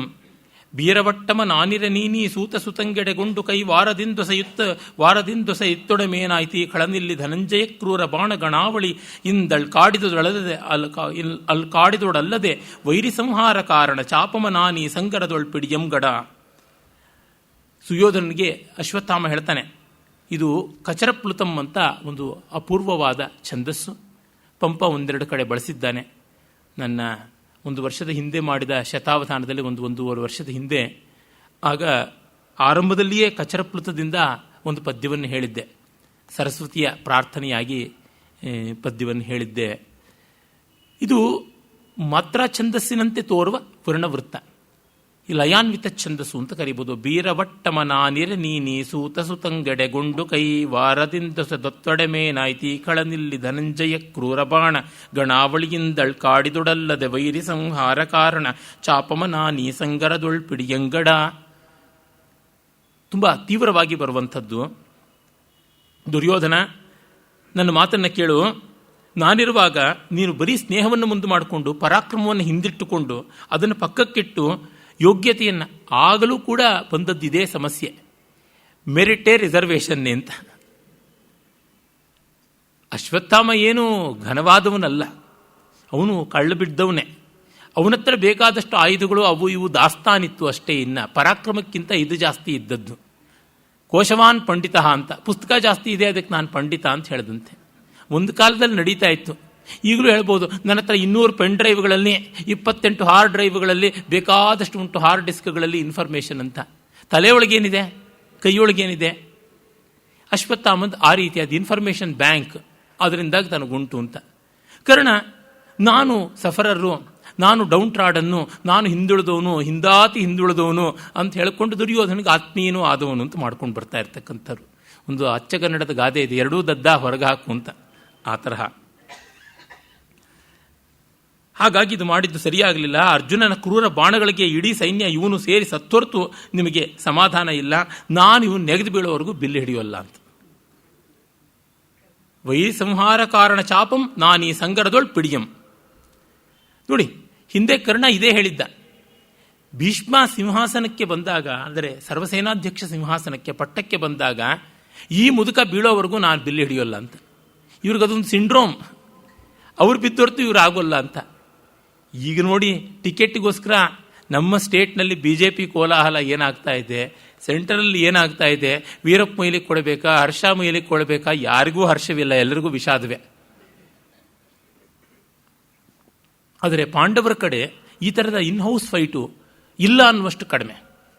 ಅವರು ತಮ್ಮ ಅಸ್ತಿತ್ವಕ್ಕಾಗಿ ಯುದ್ಧ ಮಾಡಿದ್ರು, ಇವರು ಪ್ರತಿಷ್ಠೆಗಾಗಿ ಯುದ್ಧ ಮಾಡ್ತಾ ಇದ್ದಾರೆ. ಇದು ಅಲ್ಲಿರ್ತಕ್ಕಂಥ ವ್ಯತ್ಯಾಸ. ಆಮೇಲೆ ಏನಾದರೂ ಸರಿಯೇ ತೀರ್ಮಾನ ಮಾಡಿಕೊಳ್ಬೇಕಲ್ಲ. ಜೊತೆಗೆ ಕರ್ಣ ಹೇಳ್ತಾನೆ, ಭುವನಂಗಳ್ 14 ನಡುಗಿಸಲ್ ಸಾಮರ್ಥ್ಯ ಮುಳ್ಳೆನ್ನ ಕೈದುವಿನುಳ್ ತೀರದು ದಾವ ಕೈದುವಿನೊಳಂ ತೀರ್ದಪ್ಪುದೇ ನಿನ್ನ ಕೈದುವ ನಿಂತುಂ ಬಿಸುಟಿರ್ದ ಲೆಕ್ಕಮೆ ಬಲಂ ನಿಷ್ಕಾರಣಂ ಕೈದುವಿಕ್ಕುವ ಕಣ್ಣೀರ್ಗಳ ನಿಕ್ಕುವಿ 2 ನಿಮ್ಮಯ್ಯನೊಳ್ ಕಲ್ತಿರೇ. ಅದ್ಭುತವಾಗಿದೆ ಪದ್ಯ. ಮತ್ತೆ ವೇಣಿ ಸಂಹಾರದ ಸ್ಫೂರ್ತಿಯಿಂದಲೇ ಬಂದದ್ದು. 14 ಲೋಕಗಳನ್ನು ನಡೆಸುವ ಸಾಮರ್ಥ್ಯ ಇರತಕ್ಕಂಥ ಈ ನನ್ನ ಆಯುಧದಲ್ಲಿ ಆಗದೆ ಇರತಕ್ಕಂಥದ್ದು ಆವ ಕೈದುವಿನೊಳ್ ತೀರ್ದಪ್ಪುದೇ, ಇನ್ಯಾರ ಆಯುಧದಲ್ಲಿ ತಾನೇ ಆಗುತ್ತದೆ. ನಿನ್ನ ಕೈದುವ ನಿಂತುಂಬಿಸುಟ್ಟಿದ್ದ ಲೆಕ್ಕಮೆ ಬಲಂ. ನೀನು ಆಯುಧ ಹಿಡಿದಿದ್ರು ಒಂದೇ, ಬಿಸಾಕಿದ್ರು ಒಂದೇ, ಪುಳಿಚಾರ ಕೈಯೇ, ಏನಿದ್ರೆ ಏನೋ. ನಿಷ್ಕಾರಣಂ ಕೈದುವ ನಿಕ್ಕುವ ಕಣ್ಣೀರ್ಗಳ ನಿಕ್ಕುವ ಈ 2 ನಿಮ್ಮ ಅಯ್ಯನೋಳು ಕಲ್ತಿನೇ. ಆಯುಧ ಬಿಸಾಡೋದು, ಕಣ್ಣೀರು ಹಾಕೋದು, ಇದೆರಡನ್ನ ನಿಮ್ಮ ಅಪ್ಪನಿಂದ ನೀನು ಕಲ್ತಿರಬೇಕು, ಇನ್ನೆಲ್ಲ ಬಿಟ್ಟೆ ಅದನ್ನು ಮಾತ್ರ ಕಲ್ತೆ. ಈ ರೀತಿಯಾಗಿ ಇನ್ನೇನು ಅಂತ ಹೇಳ್ಬಿಟ್ಟು ಅಂತ ಇದ್ದಾನೆ. ಆಮೇಲೆ ಕರ್ಣನಿಗೆ ಪಟ್ಟವಾಗುತ್ತದೆ. ಮತ್ತೆ ಕರ್ಣನಿಗೆ ಸಾರಥಿ ಬೇಕಾಗಿದೆ. ಇದು ಬಹಳ ದೊಡ್ಡ ಕಷ್ಟವಾಗಿದೆ. ನೋಡಿ, ಆ ಸಂದರ್ಭದಲ್ಲಿ ಅವನು ಶಲ್ಯನನ್ನು ಹೋಗಿ ಬೇಡಿಕೊಳ್ತಾನೆ. ಮಿಡಿದನಿತು ಬೇಗದಿಂ ಜರಾಸಂಧನಂ ನೆಲಕಿಕ್ಕಿ ಪುಡಿಯೋಳ್ ಪೊರಳ್ಚಿ ಮಲ್ಲ ಯುದ್ಧದೊಳ್ ಪಿಡಿದಡಿಗೊತ್ತಿದ ಬಲಭುಜ ಭೀಮನಂ ಗೆಲ್ದ ಸಾಹಸಮಮಂ ನಮ್ಮ ಪಡೆಯೆಲ್ಲಮಂ ತೊತ್ತಳಿದುದು ಕೊಲ್ವ ಘಟೋತ್ಕಚನೆಂಬ ರೂಕ್ಷ ರಾಕ್ಷಸಂ ಕೊಂದ ಬೀರಮಂ ನಾಂ ಲೋಕಾಂತರಂ ನೆಗಳೆ ಅಂತ ಹೇಳಿ ದುರ್ಯೋಧನನ ಹತ್ರ ಆ ಒಂದು ಕೃಪಾಚಾರ್ಯನ ಮಾತಾಗ್ತಾ ಇದೆ. ನೀನೇನೋ ಕರ್ಣನನ್ನು ಪಟ್ಟಾಭಿಷೇಕ ಮಾಡಿಬಿಟ್ಟೆ, ಅವನಿಗೆ ಸಾರಥಿ ಯಾರಾದಾರು, ಭೀಮಾದಿಗಳ ಪರಾಕ್ರಮ ಎಂಥದ್ದು, ಅದನ್ನು ಹೇಳುವಲ್ಲಿ ಈ ಒಂದು ಉಕ್ತಿ ವೈಚಿತ್ರ್ಯ ತುಂಬ ಚೆನ್ನಾಗಿದೆ. ಮಿಡಿದನಿತು ಬೇಗದಿಂ, ಮಿಡಿದನಿತು ಅಂದರೆ ಚಿಟಿಕೆ ಹಾಕದಷ್ಟು ಬೇಗ ಅಂತ. ಇಷ್ಟು ಸುಂದರವಾದ ಒಂದು ಉಕ್ತಿ ವೈಚಿತ್ರ್ಯವನ್ನು ತೋರಿಸುವ ಕಾರಣ ಆ ಒಂದು ಗದ್ಯ ಭಾಗ ಸ್ವಾರಸ್ಯವಾದದ್ದು, ಮನೋಗ್ರಾಹಿಯಾದದ್ದು ಅಂತ ಅನಿಸುತ್ತದೆ. ಅಂಥವರನ್ನು ಎದುರಿಸೋದಕ್ಕೆ ನೀನೇನು ಮಾಡ್ತೀಯಾ? ನಮ್ಮ ಸೈನ್ಯ ಒಂದು ಅಕ್ಷೋಹಿಣಿ ಬಲ ಪೂರ್ತಿ ಮಣ್ಣು ಮುಕ್ಕುವಂತೆ ಘಟೋತ್ಕಚ ಅದರ ಮೇಲೆ ಬಿದ್ದು ಸತ್ತ, ಸಾಯುವಾಗಲೂ ಅಷ್ಟು ಸಂಹಾರ ಮಾಡ್ದ. ಹೀಗಿರುವಾಗ ಅವರಿಗೆ ಪ್ರತಿಯಾಗಿ ಕರ್ಣನನ್ನು ಮಾಡುವಾಗ ಅವನಿಗೇನು ಕೊಡ್ತೀಯಾ ಅಂತ ಹೇಳ್ಬಿಟ್ಟು, ರಥಯಾನ ಪಾತ್ರದಿಂ ಪರರಥನೀ ಜಳನಿಧಿಯ ಪಾರಮಂ ಸಲ್ವ ಜಗತ್ಪ್ರತಿತ ಭುಜದರ್ಪದಿಂದತಿ ರಥನಮತನಂ ಕರ್ಣಧಾರನಲ್ಲನೆ ಕರ್ಣಂ. ಹಾಗಾಗಿ ರಥವೆಂಬ ನಾವೆಯಿಂದ ಶತ್ರುಸೇನಾ ಸಮುದ್ರವನ್ನು ದಾಟಬೇಕು ಅಂತಿರ್ತಕ್ಕಂಥ ಕರ್ಣ ಯಾರಿದ್ದಾನೆ, ಅವನಿಗೆ ಪಟ್ಟಕಟ್ಟಿ ಆಯಿತು, ಭುಜದರ್ಪದಿಂದ ಅತಿರಥ ಮಥನನಾಗಿದ್ದಾನೆ. ಆದರೆ ಅವನ ಅರ್ಧರಥ, ಅವನಿಗೆ ಒಳ್ಳೆ ಸಾರಥಿ ಬೇಕಲ್ವಾ ಅಂತ ಹೇಳಿಬಿಟ್ಟು ಅದಕ್ಕಾಗಿ ಅವನು ಶಲ್ಯನ ಬಳಿಗೆ ಹೋಗುವುದು ಅಂತ ಮಾಡಿಕೊಳ್ತಾನೆ. ಇತ್ತ ಕಡೆ ಎಲ್ಲರೂ ಕೂಡ ಅವರವರ ಬೀಡಿಗೆ ಹೋಗ್ತಾನೆ. ಹೋಗಿ ದಿವಟಿಕೆಗಳ ಬೆಳಗಿನಲ್ಲಿ ದಾನ ಧರ್ಮ ಇತ್ಯಾದಿಗಳನ್ನೆಲ್ಲ ಮಾಡಿ ವಿಶ್ರಾಂತಿ ತಗೊಳ್ತಾರೆ ಅನ್ನುವ ವಿವರವನ್ನೆಲ್ಲ ಪಂಪ ಕೊಡ್ತಾನೆ. ನಾಲಗೆಯುಳ್ಳ ಬೂತುಗಳಿಗೆಲ್ಲಂ ಇಲ್ಲದೆಂದು ಯೂತ್ತುಂ ನಿಜ ನಿವಾಸಕ್ಕೆ ಒಂದು ನಿತ್ಯದಾನಕ್ಕೆಂದು ನಿಯೋಗಿಗಳು ತಂದು ಪುಂಜಿಸಿದ ಪಂಚರತ್ನದ ಪೊನ್ನರಾಶಿಗಳನ್ನು ಅರ್ತಿ ಜನಕ್ಕೆ ಓಸಟಿ ಇಟ್ಟು ಕೊಡುವೆಳ್ದು ಕರ್ಣ ಯಾವ ಪಿಶಾಚಿ ಪ್ರೇತ ಭೂತ ಬಂದು ಕೊಡು ಕರ್ಣ ಅಂತ ಕೇಳಿದ್ರೆ ಕೊಡ್ತಾ ಇದ್ರಂತೆ. ಆ ರೀತಿಯಾಗಿ ಪಂಚವಿಧವಾದ ರತ್ನಗಳನ್ನು ಸೂರೆ ಮಾಡಿ ಸುವರ್ಣ ರಾಶಿಯನ್ನು ಕೊಟ್ಟು ಬರ್ತಾನೆ. ಪಟ್ಟಕ್ಕೆ ಬಂದಿದ್ದೀನಿ ಅನ್ನೋ ಸಂತೋಷಕ್ಕೋ ಏನೋ ಗೊತ್ತಿಲ್ಲ. ಯಡಿಯೂರಪ್ಪನವರು ಸಿಂಹಾಸನಕ್ಕೆ ಬಂದ ತಕ್ಷಣ ಎಲ್ಲ ಮಠಗಳಿಗೂ ಕೊಟ್ಟುಬಿಟ್ರಲ್ಲ, ಆ ರೀತಿಯಾಗ್ಯ ಒಟ್ಟಿನಲ್ಲಿ ಎಲ್ಲವನ್ನು ದಾನ ಮಾಡಿ ಕರ್ಣ ಬರ್ತಾನೆ. ಅದಾದ ಮೇಲೆ ನೋಡಿ, ಇದೊಂದು ಮಹಾಭಾರತದಲ್ಲಿ ಭೀಷ್ಮ ಬಿದ್ದೊಡನೆಯೇ ಕರ್ಣ ಮಾಡುವ ಕೆಲಸ, ಇಲ್ಲಿ ತಾನು ಪಟ್ಟಾಭಿಷಿಕ್ತನಾದಾಗ ಮಾಡುವ ಕೆಲಸವಾಗಿದೆ. ಚೆನ್ನಾಗಿದೆ. ಎರಡೂ ಸಂದರ್ಭ ಔಚಿತ್ಯಪೂರ್ಣ. ಎಷ್ಟು ಕೋಪ ಇದ್ದರೂ ಭೀಷ್ಮ ಶರತಲ್ಪ ಶಾಯಿ ಆದಾಗ ಕರ್ಣನಿಗೆ ತಾನು ಆ ಮುನ್ನ ಅವನನ್ನು ಕಠೋರವಾಗಿ ನಡೆಸಿಕೊಂಡೆ ಅಂತ ಬೇಸರದಿಂದ ಹೋಗಿ ಕ್ಷಮೆ ಕೇಳುವಂಥದ್ದಾಗುತ್ತದೆ. ಅದಕ್ಕೆ ಭೀಷ್ಮನೂ ಸಮಾಧಾನ ಹೇಳ್ತಾನೆ, ಕಹಿ ಬಿಟ್ಟು ಯುದ್ಧ ಮಾಡು ಅಂತನ್ನುವಂಥದ್ದು. ಮತ್ತು ನಿನ್ನೆ ನಾನು ಅರ್ಧರಥ ಅಂತ ನೋಯಿಸಿದ್ದು ತಪ್ಪಾಯಿತು ಅಂತಲೂ ಹೇಳ್ತಾನೆ. ನೀವು ಬಿದ್ದೊರ್ತು ನಾನು ಆಯುಧ ಹಿಡಿಯೋಲ್ಲ ಅಂತ ಮಾಡಿ ತಪ್ಪಾಯಿತು ತಿವನು ಅಂತಾನೆ. ಅದು ಹೃದಯ ಸ್ಪರ್ಶಿಯಾದ ಸಂದರ್ಭ. ಅಂದರೆ ಮನುಷ್ಯ ಸ್ವಭಾವ ಹಾಗೆ ಸ್ಥಿರವಲ್ಲ, ಆದರೆ ಅಲ್ಲಿ ಬರ್ತಕ್ಕಂಥ ಭಾವ ವಿಕಾರಗಳು ಸತ್ಯ. ಅವರು ಸತ್ಯವಂತರಲ್ಲದೆ ಇರಬಹುದು. They may be intellectual liars, but none can be an emotional liar. ಭಾವದಿಂದ ಯಾರೂ ಸುಳ್ಳಾಗೋಕ್ಕೆ ಸಾಧ್ಯ ಇಲ್ಲ. ಬುದ್ಧಿಯಿಂದ ಸುಳ್ಳಾಗ್ಬೋದು. ಯಾಕೆಂದರೆ ಸುಳ್ಳಾಡೋದೇ ನಾವು ಬುದ್ಧಿಯಿಂದ ಪ್ರೇರಿತರಾಗಿ, ಭಾವದಿಂದ ಪ್ರೇರಿತರಾದರೆ ಸುಳ್ಳಾಡುವುದಿಲ್ಲ. All our emotional instinctive impulsive reactions are true. They may not be good but yet true, ಸತ್ಯ. ಆದರೆ ಬುದ್ಧಿಯಿಂದ ಮಾಡುವಲ್ಲಿ ಒಳ್ಳೆಯದು ಇರಬಹುದು, ಕೆಟ್ಟದ್ದೂ ಇರಬಹುದು, ಸತ್ಯವೂ ಆಗಬಹುದು, ಅಸತ್ಯವೂ ಆಗಬಹುದು. ಹೀಗೆ ಉಂಟು. ಇನ್ನು ಪಂಪನಲ್ಲಿ ಏನಾಗಿದೆ, ಅರ್ಜುನ ಪಟ್ಟಕ್ಕೆ ಕರ್ಣ ಪಟ್ಟಕ್ಕೆ ಬಂದಾಗ ಹೋಗ್ತಾನೆ ಅಂತಿದೆ.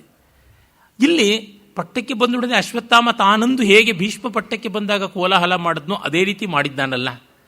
ಇದು ಕರ್ಣನಿಗೆ ಕಲಿಯುಗத்தில் ಕೈಮೇಲಿನ ಫಲನಂತ ತಮಿಳು ಗಾದೆ ಇದೆಯಲ್ಲ, ಒಡನೊಡನೆಯೇ ಅದು ಫಲ ಕೊಡುತ್ತದೆ ಅಂತ ಹಾಗೂ ಅನಿಸಿರಬಹುದು. ಒಟ್ಟಲ್ಲಿ ಪಂಪನ ಶಿಲ್ಪವೂ ಚೆನ್ನಾಗಿದೆ. ಈಗ ಅವನಿಗೆ ಓಹೋ, ನಾನು ಭೀಷ್ಮರೆದುರಿಗೆ ಹಾಗಾಡದೆ, ಈಗ ಅಶ್ವತ್ಥಾಮ ಮಾಡಿದಾಗ ನನಗೆಷ್ಟು ಬೇಸರ ಆಗಿರ್ಬೋದು, ಹಾಗೆ ತಾನೇ ಭೀಷ್ಮನಿಗೆ ಅಂತ ಅಂದುಕೊಂಡು ಹೋಗ್ತಾನೆ ಅಂತ. ಇದು ಒಂದು ಒಳ್ಳೆಯ ಧ್ವನಿ. ಮುನ್ನೊರ್ವನೆ ಶರಶೈನದೊಳಿರ್ದ ಗಾಂಗೇಯನಲ್ಲಿಗೆ ಬಂದು ರಥದಿಂದಂ ಇಳಿದು 3 ಬಲವಂದು ತದಿಯ ಪಾದಪದ್ಮಂಗಳಂ ತಳೆಯಲು ಇಟ್ಟುಕೊಂಡು 3 ಬಾರಿ ಸುತ್ತಿ ನಮಸ್ಕಾರ ಮಾಡ್ತಾನೆ.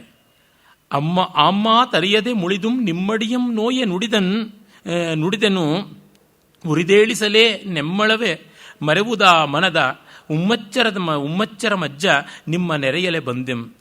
ಆವತ್ತು ನಾನು ಮಾತನಾಡುವ ರೀತಿಯನ್ನು ತಿಳಿಯದೆ, ಆ ಮಾತರಿಯದೆ, ನನಗೆ ಒಳ್ಳೆ ಮಾತಾಡುವ ರೀತಿ ಎಟಿಕೇಟ್ ಗೊತ್ತಿಲ್ಲದೆ ಮುಳಿದು ನಿಮ್ಮಡಿಯಂ ನೋಯೆ, ನಿಮ್ಮ ಪಾದ ಸ್ವಾಮಿ, ನಿಮ್ಮ ಪಾದ ಅಂತೀವಲ್ಲ ಗೌರವಪೂರ್ವಕವಾಗಿ, ಅದು ನಿಮಗೆ ನೋವನ್ನು ಉಂಟು ಮಾಡದೆ ಗೇಲಿ ಮಾಡೋದಕ್ಕೆಲ್ಲ ನಾನು ನಿಂತೆ. ಮರೆವುದು ಆ ಮನದ ಉಮ್ಮಚ್ಚರಂ, ಆ ಮನಸ್ಸಿನ ಖೇದ ಬೇಸರವನ್ನು ನೀವು ಮರೆತು ಬಿಡಬೇಕು. ಹಾಗಾಗಿ ನಿಮ್ಮ ನೆರೆಯಲೇ ಬಂದೆಂ, ಅದಕ್ಕಾಗಿ ನಿಮ್ಮನ್ನು ಓಲೈಸೋಕ್ಕೆ ಬಂದಿದ್ದೀನಿ ಅಂತ ಹೇಳ್ಬಿಟ್ಟಂತಾನೆ. ಆಗ ಭೀಷ್ಮ ಹೇಳ್ತಾನೆ, ಅವನು ಘನವಾದ ರೀತಿಯಲ್ಲೇ ಹೇಳ್ತಾನೆ, ನುಡಿಯುವುದಂ ಪತಿ ಭಕ್ತಿಯ ಪೆಂಪಿಂ ನೀನ್ ನುಡಿದೈ ಪೆರ ತಂದದಿಂ ನುಡಿದಿಯಲ್ತೆ ಮದಾಯ ಮಮೋಘಂ ಸೂಳ್ವಡೆಯಲ್ಕೆನ ಗಕ್ಕುಮಿನ್ ಎಡೆಯೊಳೆಂದೆಮದೆಂದೆದುದೇಂ ತಪ್ಪಾದುದೆ ನಮ್ಮವಜರ್ಜಸಂ ಬಡೆದ ಭಾರ್ಗವ ರಪ್ಪುದರಿಂದಂ ನಂಟರು ಮಂಗ ಮಹೀಪತಿ. ಇದು ಕಚರಪ್ಲುತಕ್ಕೆ ತುಂಬ ಹತ್ತಿರ ಬರತಕ್ಕಂಥ ಅನವದ್ಯ ಅನ್ನುವ ಒಂದು ಛಂದಸ್ಸು. ಅಲ್ಲಿ ಮೊದಲು ಬರುವ ಗುರುವನ್ನು 2 ಲಘುವಾಗಿ ಮಾಡಿದ್ರೆ ಈ ಛಂದಸ್ಸು ಸಿದ್ಧವಾಗಿಬಿಡುತ್ತೆ. ನುಡಿವುದಂ ಪತಿ ಭಕ್ತಿಯ ಪೆಂಪಿಂ ನೀಂ ನುಡಿದೈ ಪೆರ ತಂದದಿಂ. ಅಲ್ಲಿ ನೋಡಿ, ಆ ಕಚರಪ್ಲುತದ ಒಂದು ಛಂದಸ್ಸನ್ನು ನೋಡಿದ್ರೆ, ಬೀರವಟ್ಟಮ ನಾನಿರನೀನಿ ಸೂತಸುತಂಗೆಡೆಗೊಂಡು ಕೈ ನುಡಿವುದಂ ಅಂದರೆ ಪೇಳುವುದಂ ಪತಿ ಭಕ್ತಿಯ ಪೆಂಪಿಂ ನಿನ್ನುಡಿದೈ ಪೆರ ತಂದದಿಂ ಅಂತ ಓದಿಕೊಂಡ್ರೆ ಆಗುತ್ತದೆ. ಹಾಗಾಗಿ ನೀನು ಏನು ಆವಾಗ ಮಾತಾಡಿದ್ದು ಅದು ಕೂಡ ದುರ್ಯೋಧನ ಮೇಲಿನ ಪ್ರೀತಿಯಿಂದ ಹೇಳಿದ್ದೀಯಾ, ಅವನ ಜೊತೆಯಲ್ಲಿ ಅವನಿಗಾಗಿ ಯುದ್ಧ ಮಾಡಬೇಕು ಅಂತ ಅದಕ್ಕಾಗಿ ನೀನು ಹೇಳಿದ್ದೀಯಾ. ಹಾಗಾಗಿ ಮದಾಯಂ ಅಮೋಘಂ, ಮತ್ತು ನನ್ನ ಒಂದು ಶಕ್ತಿ ಅಪಾರವಾದದ್ದು, ನಿನಗೂ ಕೂಡ ಶಕ್ತಿ ಉಂಟು, ನಿನಗೂ ಬರ್ತದೆ. ಸೂಳ್ವಡೆಯಲ್ ಅಕ್ಕುಂ ಆಜಿ ರಂಗದೊಳ್ಳಂತ ನಿನಗೂ ಆಗುತ್ತದಪ್ಪ ಅಂತ ಹೇಳಿದ್ನಲ್ಲ. ಕಲಿತನ ದುರ್ಕು ಜವನದ ಸೊಕ್ಕು ಇತ್ಯಾದಿ ಪದ್ಯಗಳಲ್ಲಿ ನೋಡಿದ್ವಿ, ಬಹಳ ಪ್ರಸಿದ್ಧವಾದದ್ದು. ಹಾಗಾಗಿ ಸೂಳ್ವಡೆಯಲಪ್ಪುದು ಕಾಣ ಮಹಾಜಿ ರಂಗದೊಳ್ಳು ಅಂತ ಹೇಳಿದ್ದೆ, ಬಂತಲ್ಲಪ್ಪ. ಈಗ ನಿನಗೂ ಸರದಿ ಬಂದಿದೆ. ಎಡೆಯೊಳ್ ಎಂದೆಂ ಅದೆಂದುದದೇಂ ತಪ್ಪಾದುದೆ. ಹಾಗೆಲ್ಲ ಮಾತಾಡ್ಕೊಂಡಿದ್ದು ತಪ್ಪ. ಆ ಕ್ಷಣದಲ್ಲಿ ಕೋಪ ಬಂತು, ಮಾತಾಡಿದ್ವಿ. ನಮ್ಮ ಔಜರ್ ಜಸಂ ಬಡೆದ ಭಾರ್ಗವರ್, ನಮ್ಮ ಗುರುಗಳು ಒಬ್ಬರೇ, ಇಬ್ಬರಿಗೂ ಕೂಡ ಕೀರ್ತಿ ಪಡೆದಂಥ ಪರಶುರಾಮರು. ಹಾಗೆ ಅಪ್ಪುದರಿಂದ, ಹಾಗಿರುವುದರಿಂದ ನಂಟರು ಅಂಗ ಮಹೀಪತಿ, ನಾವಿಬ್ಬರು ನಂಟರಪ್ಪ, ಸತೀರ್ಥರು ಅಂತಂದರೆ ಒಂದೇ ಗುರುವಿನ ಕೈನಲ್ಲಿ ಓದ್ದವರು. ಹಾಗಾಗಿ ನೀನು ನನಗೆ ತಮ್ಮ ಇದ್ದಂತೆ, ಅದಲ್ಲದೆಯೂ ನೀ ನಮಗೆ ಕುಂತಿಯ ಗಾಂಧಾರಿಯ ಮಕ್ಕಳ ಲೆಕ್ಕದೆ ಮೊಮ್ಮನೆ, ನೀನು ನನಗೆ ಮೊಮ್ಮಗ ಇದ್ದಂತೆ. ಕರ್ಣ ಜನ್ಮರಹಸ್ಯವೂ ಇಲ್ಲಿ ಬಂದುಬಿಡ್ತು. ಇದೆಲ್ಲ ಅದು ಹೇಗೆ ಗೊತ್ತಾಯಿತು ಅವರಿಗೆ? ಮೂಲ ಮಹಾಭಾರತದಲ್ಲೂ ಸ್ಪಷ್ಟವಾಗೋದಿಲ್ಲ. ಹಾಗಾಗಿ ಆಯದ ಕಟ್ಟಾಳ್ ನೀಂ ಮೊದಲೀ ಯುಗದೊಳ್ ಪೆರನು ಮೊಳರೆ ಸಾವಕ್ಕೆ ಜಯಶ್ರೀಯಕ್ಕೆ ಧಾತ್ರ ನಿಮ್ ಕಟ್ಟಾಯದ ಬಳಿಸಂದು ನಿಮ್ಮ ನಾಂ ಮೆಚ್ಚಿಸುವೆಂ. ಆಗ ಕರ್ಣ ಹೇಳ್ತಾನೆ, ಹೌದು, ಈ ಯುಗದಲ್ಲಿ ನೀವು ಶಕ್ತಿವಂತರಾದವರಲ್ಲಿ ಮೊದಲಿದವರು, ನೀವಲ್ಲದೆ ಇನ್ಯಾರೂ ಇಲ್ಲ. ಹಾಗಾಗಿ ಜಯಶ್ರೀ ಸಂಪದವಾಗಲಿ ಅಥವಾ ವಿಧಿವಶದಿಂದ ಸಾಯುವಂಥದ್ದಾಗಲಿ ಯಾವುದೇ ಆದರೂ ನಾನು ಬದುಕಿಯಾಗಲಿ ಸತ್ಯ ಆಗಲಿ ನಿಮ್ಮನ್ನು ಮೆಚ್ಚಿಸ್ತೀನಿ. ಕಟ್ಟಾಯದ ಬಳಿಸಂದು ನಿಮ್ಮ ನಾಂ ಮೆಚ್ಚಿಸುವೆಂ ಅಂತ ಹೇಳಿ ಹೋಗ್ತಾನೆ. ಭವ್ಯವಾದ ಸಂದರ್ಭ, ಎಪಿಕ್ ಸಿಚುಯೇಷನ್ಸ್ ಅಂದರೆ ಈ ರೀತಿಯಾದದ್ದೇ. ಹೋಮರ್ ಮಹಾಕವಿಯ ಎಲಿಯಡ್ನಲ್ಲಿ ಇಂಥ ಸಂದರ್ಭಗಳು ಹಲವು ಬರುತ್ತವೆ. ಇದು ಬೇಕಾಗಿರ್ತಕ್ಕಂಥದ್ದು. ಶೇಕ್ಸ್ಪಿಯರ್ನ ನಾಟಕಗಳಲ್ಲಿ ಕೂಡ ಬರುತ್ತವೆ. ಆಮೇಲೆ ಮತ್ತೆ ಯುದ್ಧ ಆರಂಭವಾಗುತ್ತದೆ. ಯುದ್ಧದಲ್ಲಿ ಪರಸ್ಪರ ಕೋಲಾಹಲ ಮಾಡಿಕೊಂಡು ಬಾಣ ಪ್ರಯೋಗಗಳನ್ನು ಮಾಡ್ತಾರೆ. ಕರ್ಣ ವಿಜೃಂಭಿಸಿ ಭೀಮ, ನಕುಲ, ಸಹದೇವ, ಧರ್ಮರಾಜಾದಿಗಳನ್ನೆಲ್ಲರನ್ನೂ ಕೂಡ ಚೆನ್ನಾಗಿ ಚೆಚ್ಚಿಬಿಡ್ತಾನೆ. ಅರ್ಜುನ ಸಂಶಪ್ತಕರ ಜೊತೆಗೆ ನಿರಂತರವಾಗಿ ಯುದ್ಧ ಮಾಡ್ತಾ ಇರ್ತಾನೆ. ಹಾಗಾಗಿ ಧರ್ಮರಾಜನನ್ನು ಕಾಪಾಡುವುದಕ್ಕೆ ಆಗೋದಿಲ್ಲ. ಆ ಸಂದರ್ಭದಲ್ಲಿ ಅವನು ವೃಷಕೇತುವಿನ ಜೊತೆಗೆ ಅರ್ಜುನ ಯುದ್ಧ ಮಾಡಿ ವೃಷಕೇತುವನ್ನು ಸಂಹಾರ ಮಾಡ್ತಾನೆ. ಇವೆಲ್ಲವೂ ನಮಗೆ ಕ್ರಮಕ್ರಮವಾಗಿ ಇಡೀ ಕಾವ್ಯದಲ್ಲಿ ಕಾಣಿಸಿಕೊಳ್ತಕ್ಕಂಥ ಸಂದರ್ಭಗಳೇ ಆಗಿವೆ. ಆ ಯುದ್ಧದಲ್ಲಿ ಅರ್ಜುನ ತನ್ನ ಮಗನಾದ ಕರ್ಣನನ್ನು ಸಾಯಿಸ್ತಾನೆ. ತಾನಿನ್ನು ನೋಡಲಾರೆ ಅನ್ನುವಂತೆ ಸೂರ್ಯ ಅಸ್ತವಾದ ಅಂತ ಕವಿ ಹೇಳ್ತಾನೆ. ಇನ್ನಿನಿಸಿರ್ದೊಡೆ ಆಜಿಯೋಳ್ ಎನ್ನ ತನೂಜನನ್ ಅಳಿಪಂ ನರನ್ ಅದನ್ನಿನ್ನ ನೋಡಲಾರೆನೆಂಬವೋಲ್ ಅನ್ನೆಗಂ ಅಸ್ತಾಚಳಸ್ಥನಾದಂ ದಿನಪಂ ಅಂತ ಕವಿ ಹೇಳ್ತಾನೆ. ಮತ್ತೆ ಎಲ್ಲರೂ ದೀವಟಿಕೆಗಳನ್ನು ಬೆಳಗಿಸ್ಕೊಳ್ತಾರೆ. ಪೋಗಲ್ವೇಳ್ದು ಪೊನ್ನ ಪೆಣ್ಣುಗಿಯ ಪಿಡಿಯನೇರಿ ದಿನಕರನ ಬಳಿದಪ್ಪಿದ ಕಿರಣங்கள் ಕಳ್ತಲೆಯ ಕಂಡಳ್ಕಿ ತನ್ನ ಮರಿಯಂ ಪೊಕ್ಕಂತೆ ಕೈದೀವಿಗೆಗಳು ಬೆಳಗ್ಗೆ ಕಿರಿದಾನು ಮಾನಸವರ್ ವೆರಸು ರಾಜರಾಜಂ ಮದ್ರರಾಜನ ಮನೆಗೆ ಬರ್ಪುದುಂ. ಈಗ ಶಲ್ಯನ ಮನೆಗೆ ಬರುವುದು ಅನಿವಾರ್ಯ ಅಂತ ಆಗುತ್ತದೆ ದುರ್ಯೋಧನಿಗೆ. ಕರ್ಣ ಯುದ್ಧ ಮಾಡಿದ್ದು 2 ದಿವಸ. 2ನೇ ದಿವಸಕ್ಕೆ ಕರ್ಣನಿಗೆ ಶಲ್ಯನನ್ನು ಸಾರಥಿ ಮಾಡಿಕೊಳ್ಬೇಕು ಅಂತ ಆಸೆ ಆಗುತ್ತದೆ. ನನ್ನ ಕೆಲಸ ಸಾಧ್ಯವಾಗ್ತಾ ಇಲ್ಲ ಬೇರೆ ಸಾರಥಿಗಳಿಂದ ಅಂತ. ಅದರೊಳಗೆ ಅವನು ಒಂದು ಹಿಡನ್ ಅಜೆಂಡಾ ಇತ್ತೋ ಏನೋ. ಕರ್ಣನ ಪಾತ್ರ ವಿಶ್ಲೇಷಣೆಯಲ್ಲಿ ನಾನು ಮುಂದೆ ವಿಸ್ತಾರವಾಗಿ ಹೇಳ್ತೀನಿ ಕೂಡ. ಆ ರೀತಿಯಾದದ್ದಿತ್ತೆ ಅಂತ ಅನಿಸುತ್ತೆ. ಶಲ್ಯ ತುಂಬ ಕೊಬ್ಬಿನ ಕ್ಷತ್ರಿಯ. ಅವನನ್ನು ಸೂತ ಅಂತ ಅವನು ತನ್ನನ್ನು ಗೇಲಿ ಮಾಡ್ತಾನಲ್ಲ, ಅವನನ್ನು ರಥದಲ್ಲಿ ಕೂಡಿಸಿ ಸಾರಥಿ ಮಾಡಿ ತಾನು ರಥಿಯಾಗಿ ಹೋಗಬೇಕು ಅಂತ. ಆಗ ಆ ದೀವಟಿಕೆಗಳು ಯಾವ ಥರ ಬೆಳಗಿದ್ವು ಅಂತಂದರೆ, ಸೂರ್ಯನ ಅಸ್ತವದ ಬಳಿಕ, ಸೂರ್ಯ ಮುಳುಗಿದ ಬಳಿಕ ಬೆಳಕಿಗೆ ಎಲ್ಲಿಗೆ ಹೋಗಬೇಕು ಅಂತ ದಾರಿ ಗೊತ್ತಾಗಲಿಲ್ವಂತೆ. ಆಗ ಶರಣಾಗತ ವತ್ಸಲರಾಗಿರ್ತಕ್ಕಂಥ ದೀವಟಿಕೆಗಳೇ ನೀವೇ ನಮಗೆ ಆಶ್ರಯ ಕೊಡಿತ ಬೆಳಕು ಬಂದು ದೀವಟಿಗೆಯನ್ನು ಸೇರಿಕೊಳ್ತು ಅಂತ. ತುಂಬ ಸುಂದರವಾದ ಕಲ್ಪನೆ, ಬಹಳ ಚೆನ್ನಾಗಿದೆ. ಆ ರೀತಿಯಾದ ದೀವಟಿಕೆಗಳ ಬೆಳಕದಲ್ಲಿ ಶಲ್ಯ ರಾಜನ ಮನೆಗೆ ಹೋಗ್ತಾನೆ. ಅಂತೆ ಕುಳ್ಳಿರಿಪ್ಪೊಡಿಂ ನಿಮಗಾಣೆ ಇಂದಿರ ವೇಳ್ದಳಾ ಕಾಂತನುಂ ತೊಡೆ ಸೋಂಕಿ ಕುಳ್ಳಿರೆ ಬಾಳ್ತೆಯುಳ್ಳೊಡೆ ನೀನೆ ಪಂತುಟಾದುದೆ ಪೇಳ ನೀಂ ಬಳಿ ಅಟ್ಟಲಾರದೆ ಕೆಮ್ಮ ನಿನ್ನೆಂತುಮೆಮ್ಮನೆ ವಾಳ್ತಿಯಂ ಬೆಸ ಸಲ್ಕೆ ಬಂದೆ ಇಳಾಧಿಪ ತೊಡೆ ಸೋಂಕಿನೊಳ್ ಕುಳಿತು. ಅದು ನೋಡಿ, ಪರಸ್ಪರ ತೊಡೆಗೆ ತೊಡೆ ಅಂಟಿಕೊಳ್ಳುವಷ್ಟು ಹತ್ತಿರವಾಗಿ ಕುಳಿತುಕೊಂಡ್ರಂತೆ. ರಾಜಗಾಂಭೀರ್ಯ. ಒಬ್ಬೊಬ್ಬರು ಗಾಬದ ದೂರ ಆಸನಗಳಲ್ಲಿ ಕುಳಿತಿರ್ತಾರೆ. ಆತ್ಮೀಯತೆ, ಇದನ್ನು ಕುಮಾರವ್ಯಾಸ ಬಳಸ್ಕೋತಾರೆ, ತೊಡೆ ಸೋಂಕಿನೊಳಗೆ ಕುಳಿತು ಅಂತ. ಅದು ಒಂದು ವಿಶಿಷ್ಟವಾದ ಕವಿ ಪ್ರಯೋಗ ಮಾತ್ರವಲ್ಲ, ಲೋಕ ಸ್ವಭಾವ ಕೂಡ. ಆತ್ಮೀಯತೆ, ಆ ಬಾಡಿ ಲ್ಯಾಂಗ್ವೇಜ್, ಆ ಇಂಟಿಮೆಸಿ ಇದೆಯಲ್ಲ, ಇದನ್ನು ಈ ಮೈನ್ಯೂಟ್ ಆಸ್ಪೆಕ್ಟ್ಸನ್ನು ಗಮನಿಸೋದು ಮಹಾಕೃತಿಯ ಲಕ್ಷಣ. ಈ ಸೂಕ್ಷ್ಮಗಳ ಕಡೆಗೆ ಗಮನ ಕೊಡಬೇಕು. ಪಂಪ ತುಂಬ ಚೆನ್ನಾಗಿ ಗಮನ ಕೊಡ್ತಾನೆ. ಆಮೇಲೆ ಹೇಳ್ತಾನೆ, ನೀವು ಕರ್ಣನಿಗೆ ಸಾರಥಿಯಾಗಬೇಕು. ಪುಸಿಯನೆ ರಥಮಂ ಹರಿ ಚೋದಿಸುವ ಅಂತೆವೊಲ್ ಇರ್ದುದೆಂತು ನರನಂ ಗೆಲಿಪಂ ವಿಸಸನದೊಳಂತೆ ನೀಮುಂ ಪೆಸರಂ ಕರ್ಣಂಗೆ ಮಾಡಿ ಗೆಲ್ಲಂ ಗೊಳ್ಳಿಂ ಅಂತ. ವಿಸಸನ ಅಂತಂದರೆ ವಿಷಸನ ಅಂತಲೂ ಕರೀತಾರೆ. ಸಾಯುವಿಕೆ ಅಂದರೆ ಒಂದು ರೀತಿಯಲ್ಲಿ ಹೇಳಬೇಕು ಅಂದರೆ ಕಟುಕರ ಮನೆ ಅಂತ. ಅದು ಯುದ್ಧ ಅಂತ ಅರ್ಥ. ಪ್ರಕಾರಾಂತರವಾಗಿ ಯುದ್ಧಾರ್ಥಕ ವಾಚಕ ಶಬ್ದ ಅದು. ಕರ್ಣನಿಗೆ ಸಾರಥಿಯಾಗಬೇಕು ಅಂದರೆ ಶಲ್ಯನಿಗೆ ಎದೆ ಜಲ್ ಅಂದು ಬಿಡುತ್ತದೆ. ಇದ್ದ ಅಭಿಮಾನವೆಲ್ಲ ನಾಶವಾದಂತೆ ಅನಿಸುತ್ತದೆ. ಇದೊಂದು ಪ್ರಸಿದ್ಧ ಪದ್ಯ, ಅವನ ಪ್ರತಿಕ್ರಿಯೆ. ಕಲಿಯನೆ ಪಂದೆ ಮಾಳ್ಪ ಕಡು ಒಂದೇ ನೋಳ್ಕಳಿ ಮಾಳ್ಕಳು ಒಂದೇ ನೋಳ್ಕಲಿ ಮಾಳ್ಪ ತಕ್ಕನಂ ಪೊಲೆಯನೆ ಮಾಳ್ಪ ಮುಂ ಪೊಲೆಯನಂ ನೆರೆ ತಕ್ಕನೆ ಮಾಳ್ಪ ತಮ್ಮೊಳಗಲಿಸಿ ಪೊದಳ್ದು ಪರ್ವಿದ ವಿವೇಕತೆಯಂ ನೃಪಚಿತ್ತ ವೃತ್ತಿ ಸಂಚಲಂ ಅದರಿಂದ ಮೋಲಗಿಸಿ ಬಾಳುವುದೇ ಕಷ್ಟ ಮಿಳಾಧಿನಾಥರ. ಈ ಓಲಗಿಸಿ ಬಾಳುವುದೇ ಕಷ್ಟ ಮಿಲಾಧಿನಾಥರ ಅನ್ನುವುದು ಪ್ರಸಿದ್ಧವಾದ ನಾಣ್ಣುಡಿಯಾಯಿತು. ಕಲಿಯನೇ ಪಂದೆ ಮಾಳ್ಪ. ಶೌರ್ಯ ಇರ್ತಕ್ಕಂಥವ್ರನ್ನ ಹೇಡಿಗಳನ್ನಾಗಿ, ಕಡುವಂದೆಯನ್ ಕಡುಹೇಡಿಯನ್ನ ಕಲಿಮಾಳ್ಪ ವೀರನ್ನಾಗಿ ಮಾಡುವ.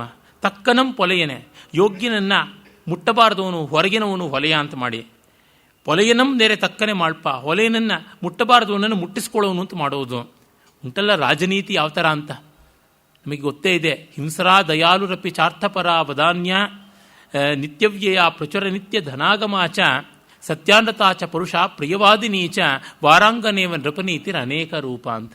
ರಾಜನೀತಿ ವಾರಾಂಗನೆಯಂತೆ ಒಮ್ಮೆ ಸುಳ್ಳು, ಒಮ್ಮೆ ಸತ್ಯ, ಒಮ್ಮೆ ಉದಾರಿ, ಒಮ್ಮೆ ಪಿಶುನಿ, ಒಮ್ಮೆ ಕ್ರೂರಿ, ಇನ್ನೊಮ್ಮೆ ಕರುಣಿ, ಒಮ್ಮೆ ಉದಾರಿ ಮತ್ತೊಮ್ಮೆ ಅನುದಾರಿ, ಒಮ್ಮೆ ಅರ್ಥಪರೆ ಇನ್ನೊಮ್ಮೆ ಅನರ್ಥಪರೆ, ಹೀಗೆಲ್ಲ ಆಗುತ್ತದೆ.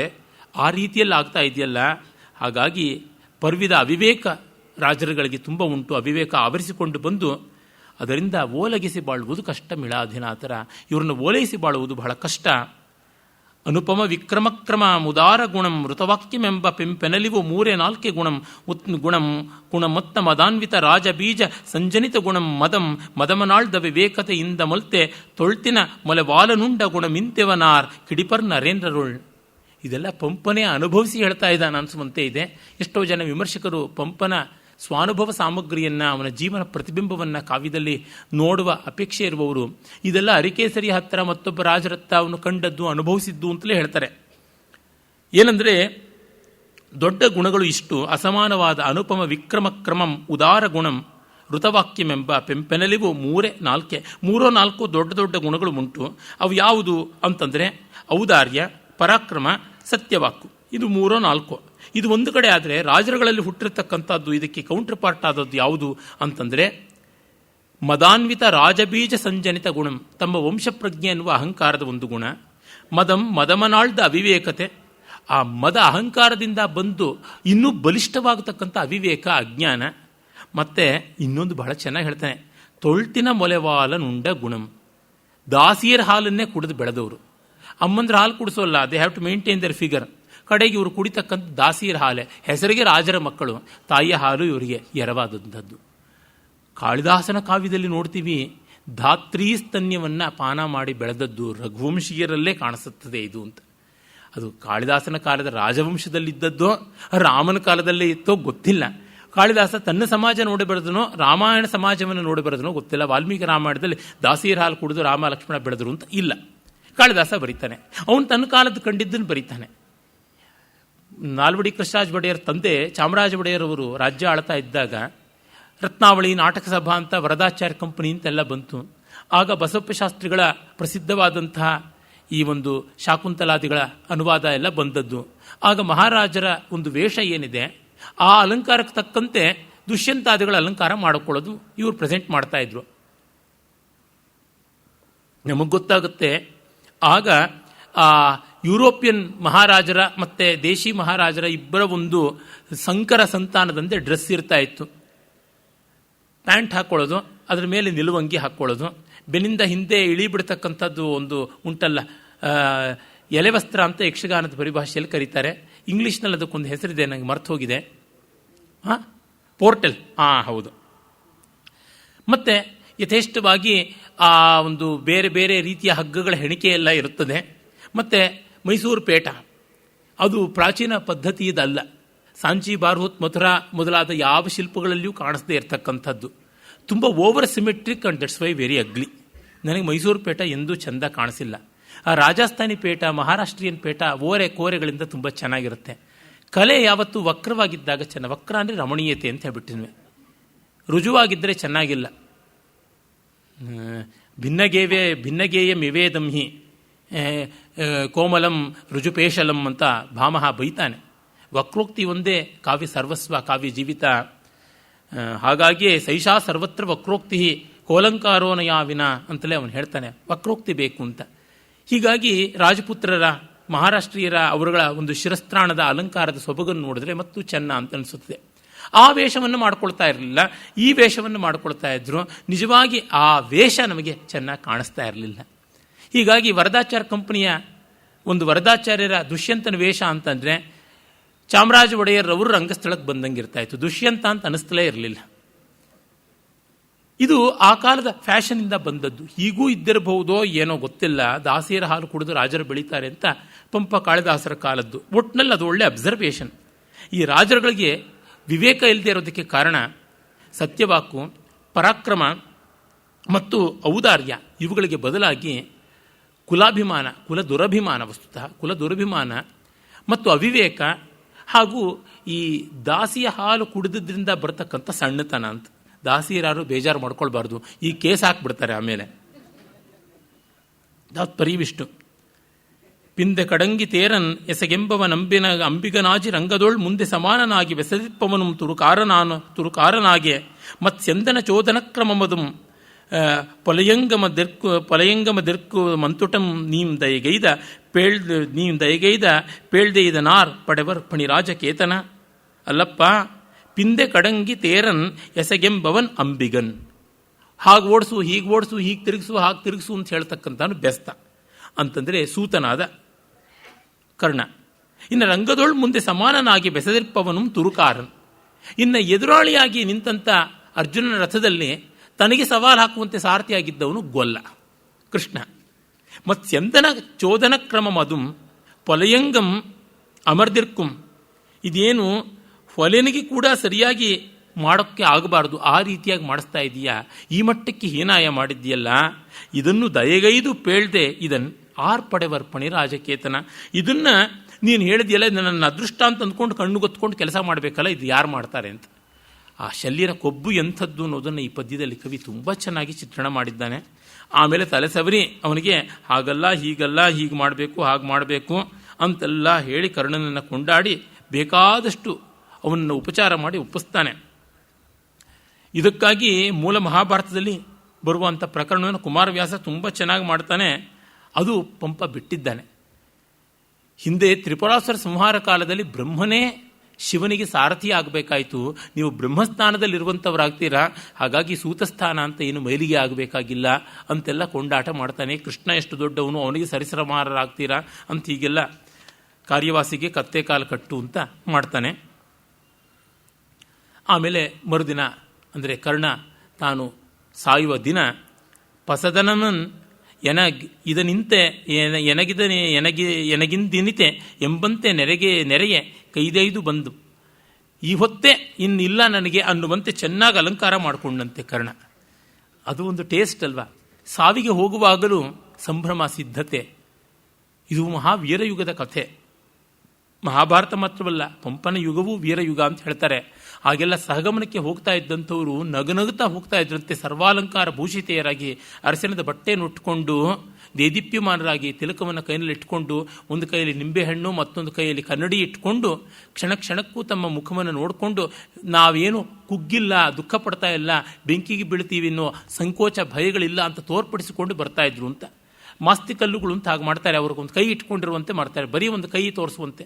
ನೀವು ಬನವಾಸಿ, ಬಳ್ಳಿಗಾವೆ ಅಲ್ಲೆಲ್ಲ ನೋಡಿದ್ರೆ ಬೇಕಾದಷ್ಟು ಮಾಸ್ತಿ ಕಲ್ಲುಗಳು ಸಿಗುತ್ತವೆ, ಮಹಾಸತಿ ಕಲ್ಲುಗಳು ಅಂತ, ಮೆಮೋರಿಯಲ್ಸ್. ಅವರು ಅಭಯಸ್ಥ ಕೊಟ್ಟಂತೆ, ನಮಗೇನು ಭಯವಿಲ್ಲ, ಹೋಗಿ ಬರ್ತೀವಿ ಅಂತ.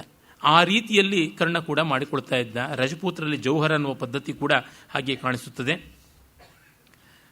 ಆಮೇಲೆ ಎಲ್ಲ ಪಾಂಡವರನ್ನ ಯುದ್ಧದಲ್ಲಿ ಹಿಮ್ಮೆಟ್ಟಿಸ್ತಾನೆ. ನಮಗದು ಗೊತ್ತಿರುವಂಥದ್ದೇ, ಕುಂತಿಗೆ ಮಾತು ಕೊಟ್ಟಿದ್ದ ಅಂತ. ಆದರೆ ಈ ಗ್ರಂಥದಲ್ಲಿ ಮಾತು ಕೊಟ್ಟಂತೆ ಬರುವುದು ಅಂತೂ ಕುಂತಿಗೆ ನಾಲ್ವರೊಳ್ ಆರುಮಂ ಕೊಲ್ಲನೆಂದು ನುಡಿದ ತನ್ನ ನನ್ನಿಗೆ ಬನ್ನಂ ಬಂದಪುದೆಂದು. ಇಷ್ಟು ಸ್ಪಷ್ಟವಾಗಿ ಹೇಳಿದಂತೆ ಆ ಪ್ರಕರಣದಲ್ಲಿಲ್ಲ. ಈವನ್ ಹೋಮರ್ ನಾಟ್ಸ್ ಅಂತಾರಲ್ಲ, Pampa also nods, not only nods, even drowses. ಗೋರ್ಕೆನೂ ಹೊಡೆದು ಬಿಡ್ತಾನೆ ಕೆಲವು ಸರ್ತಿ, ಏನು ಮಾಡುವುದು. ಇನ್ನು ಅರಿಕೇಸರಿಯ ಸಮೀಕರಣ ಮಾಡುವಲ್ಲಿ ಮೂರ್ಛೆಯೇ ಹೋಗಿದ್ದಾನೆ. ಅವನ ವಾಗ್ದೇವತೆ ಅಂತೂ ವಿಷಮೂರ್ಛೆಗೆ ತುತ್ತಾಗಿದ್ದಾಳೆ ಅಂತ ಅನಿಸಿಬಿಡುತ್ತದೆ. ಇರಲಿ.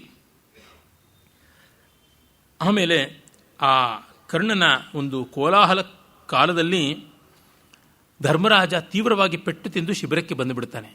ಇದು ಒಂದು ಗೃಹ ಕಲಹ. ಮೂಲ ಮಹಾಭಾರತದಲ್ಲಿಯೂ ಇದೆ, ಕುಮಾರವ್ಯಾಸನೂ ಬರೆದಿದ್ದಾನೆ. ತುಂಬ ಚೆನ್ನಾಗಿರ್ತಕ್ಕಂಥದ್ದು. ಯಾರ ಪಕ್ಷದಲ್ಲಿಯೂ ಹುಳುಕು ತಪ್ಪಿದ್ದಲ್ಲ. ಅದು BJP ಆಗಲಿ, ಕಾಂಗ್ರೆಸ್ ಆಗಲಿ, ಯಾವುದಾಗಲಿ, ಕೌರವ ಪಾಂಡವರಾಗಲಿ ತಪ್ಪಿದ್ದಲ್ಲ. ಒಂದು ಶ್ರೀರಾಮನ ಪಕ್ಷದಲ್ಲಿ ಮಾತ್ರ ಹುಳುಕಿರಲಿಲ್ಲ ಅಷ್ಟೇ, ಇನ್ನೆಲ್ಲಿಯೂ ಕೂಡ ಇದ್ದದ್ದೇ ಹೌದು ಅಂತ ಗೊತ್ತಾಗುತ್ತದೆ. ಆಗ ಏನಾಯಿತು ಧರ್ಮರಾಜನಿಗೆ ಅಂತ ಕೃಷ್ಣಾರ್ಜುನರು ಕಾತರದಿಂದ ಬರ್ತಾರೆ. ಆಗ ಧರ್ಮರಾಜ ಹೇಳ್ತಾನೆ, ಪೆತ್ತಳ್ ಕೊಂತಿಯ ಮಕ್ಕಳ್ ವೆತ್ತರೋಳೆಂಬವರೇ ಕೊಂತಿ ಮಾದೇವಿಗಂ ಒಂದು ಉತ್ತರ ಮಾದಳ್ ಕರ್ಣಂ ಬೆತ್ತನೆ ಬೆತ್ತಕ್ಕೆನೆ ಕರ್ಣಂ ಬೆತ್ತಕ್ಕೆನೆ ಎಂದು ಪೊಗಳ್ದು ಎರಡೂ ಪಡೆಗಳು. 3 ಜನ ಸ್ವಂತ ಮಕ್ಕಳು, ಇನ್ನಿಬ್ಬರು ಮಾದ್ರೆಯರು, ಒಟ್ಟು 5 ಮಕ್ಕಳನ್ನು ಹೆತ್ತು ಪಾಂಡವರನ್ನ ಹೆತ್ತ ತಾಯಿ ಆದಳಲ್ಲ ಕುಂತಿ, ಅವಳನ್ನು ಉತ್ತಮ ಅಂತ ಹೇಳ್ತಾ ಇದ್ದಂಥ ಪೆತ್ತಳ್ ಕೊಂತಿಯ ಮಕ್ಕಳ್ ವೆತ್ತರನ್, ನಿಜವಾಗಿ ತಾಯಿ ಅಂದರೆ ಅವಳೇ, ಇನ್ಯಾರೂ ಅಲ್ಲ ಅಂತ ಮಹಾದೇವಿ ಅಂತ ಕೊಂಡಾಡ್ತಾ ಇದ್ದವರು ಕರ್ಣಂ ಬೆತ್ತಕ್ಕೇನೆ. ಈಗ ಕರ್ಣನ ತಾಯಿ ಅವಳಿದ್ದಾಳಲ್ಲ ರಾಧೆ, ಲೋಕಕ್ಕೆ ಗೊತ್ತಿರೋದವಳು ಅದೇ ತಾನೆ, ಅವಳು ಕುಂತಿಗಿಂತ ಉತ್ತಮಳಾದಳು ಅಂತ ಹೇಳುವಂತೆ ನಿಜವಾದ ವೀರಸು ಜೀವಸು ವೀರಮಾತೆ ಅಂತನ್ನುವ ಕೊಂಡಾಟ ಬಂತು ಕರ್ಣನ ತಾಯಿಯ ಪಾಲಿಗೆ ಅನ್ನುವಂತೆ ವಾರ್ತೆ ಬಂತು. ಇದನ್ನು ಕಂಡು ನನಗೆ ತುಂಬ ಬೇಸರವಾಗ್ತಾ ಇದೆ ಅಂತ ಧರ್ಮರಾಜ ಹೇಳ್ತಾನೆ. ಇನ್ನೂ ಕರ್ಣನ ರೂಪೆ ಎನ್ನ ಕಣ್ಣೊಳುಂ ಸುಳಿದಪುದು ಆಂ ತನ್ನೆಚ್ಚ ಶರಮಂ ಗೆಲ್ದೆನ್ನು ಅಂಜಿಸಿದನ್ ಎಂದೋಡು ಇನ್ನೇನೆಂಬೆಂ. ಈಗ ಶಿಬಿರಕ್ಕೆ ಬಂದು ಕಣ್ಣು ಮುಚ್ಚಿಕೊಂಡು ಮಲಗ್ತಾ ಇದ್ದಾಗಲೂ ಕಣ್ಣು ಮುಂದೆ ಅವನ ಭಯಂಕರವಾದ ಆಕರ್ಣಾಂತವಾಗಿ ಹಿಡಿದು ಎಳೆದಂತಹ ಹೆದೆ ಉಳ್ಳ ಬಿಲ್ಲು, ಆಕರ್ಣಾಂತ ಕೃಷ್ಟ ಧನುಸ್ಸನ್ನೇ ನಾನು ಕಾಣ್ತಾ ಇದ್ದೀನಿ. ಭಯವಾಗ್ತಾ ಇದೆ ನನಗೆ. ನಾನು ಇನ್ನೇನಂತ ಹೇಳಿದೆ, ಅಂಥ ಕರ್ಣನನ್ನು ಕೊಂದು ಬಂದೆ ಅಂತ ನೀನು ಅಂದುಕೊಂಡ್ರೆ ಕೊಂದಿಲ್ವಲ್ಲ, ನನಗೆ ಅವಮಾನ ಮಾಡೋದಕ್ಕೆ ಹೀಗೆ ಬಂದ್ಯಾ? ನರಕಾಂತಕನಂ ಆರಯ್ಯಲೆಂದು ಬಂದೆವು ಅಪಾರಗುಣ ಕೊಂದೆವಿಲ್ಲವಿನ್ನೂ ಬಲವತ್ ಕ್ರೂರಾರಾತಿಯನು. ನಿನ್ನನ್ನು ನೋಡ್ಕೊಂಡು ವಿಚಾರಿಸ್ಕೊಂಡು ಹೋಗ್ಬೇಕು ಅಂತ ಬಂದ್ವಿ ಹೊರತು ಇನ್ನೂ ಶತ್ರುವನ್ನು ಕೊಂದಿಲ್ಲ ಅಂತೆಲ್ಲ ಸಂಕಟ ಪಡ್ತಾ ಇದ್ದಾರೆ. ಅದಕ್ಕೆ ಕೃಷ್ಣನು ಹೇಳ್ತಾನೆ, ನರಕಾಂತಕನಂ ನುಡಿದಂ ನರೇಂದ್ರ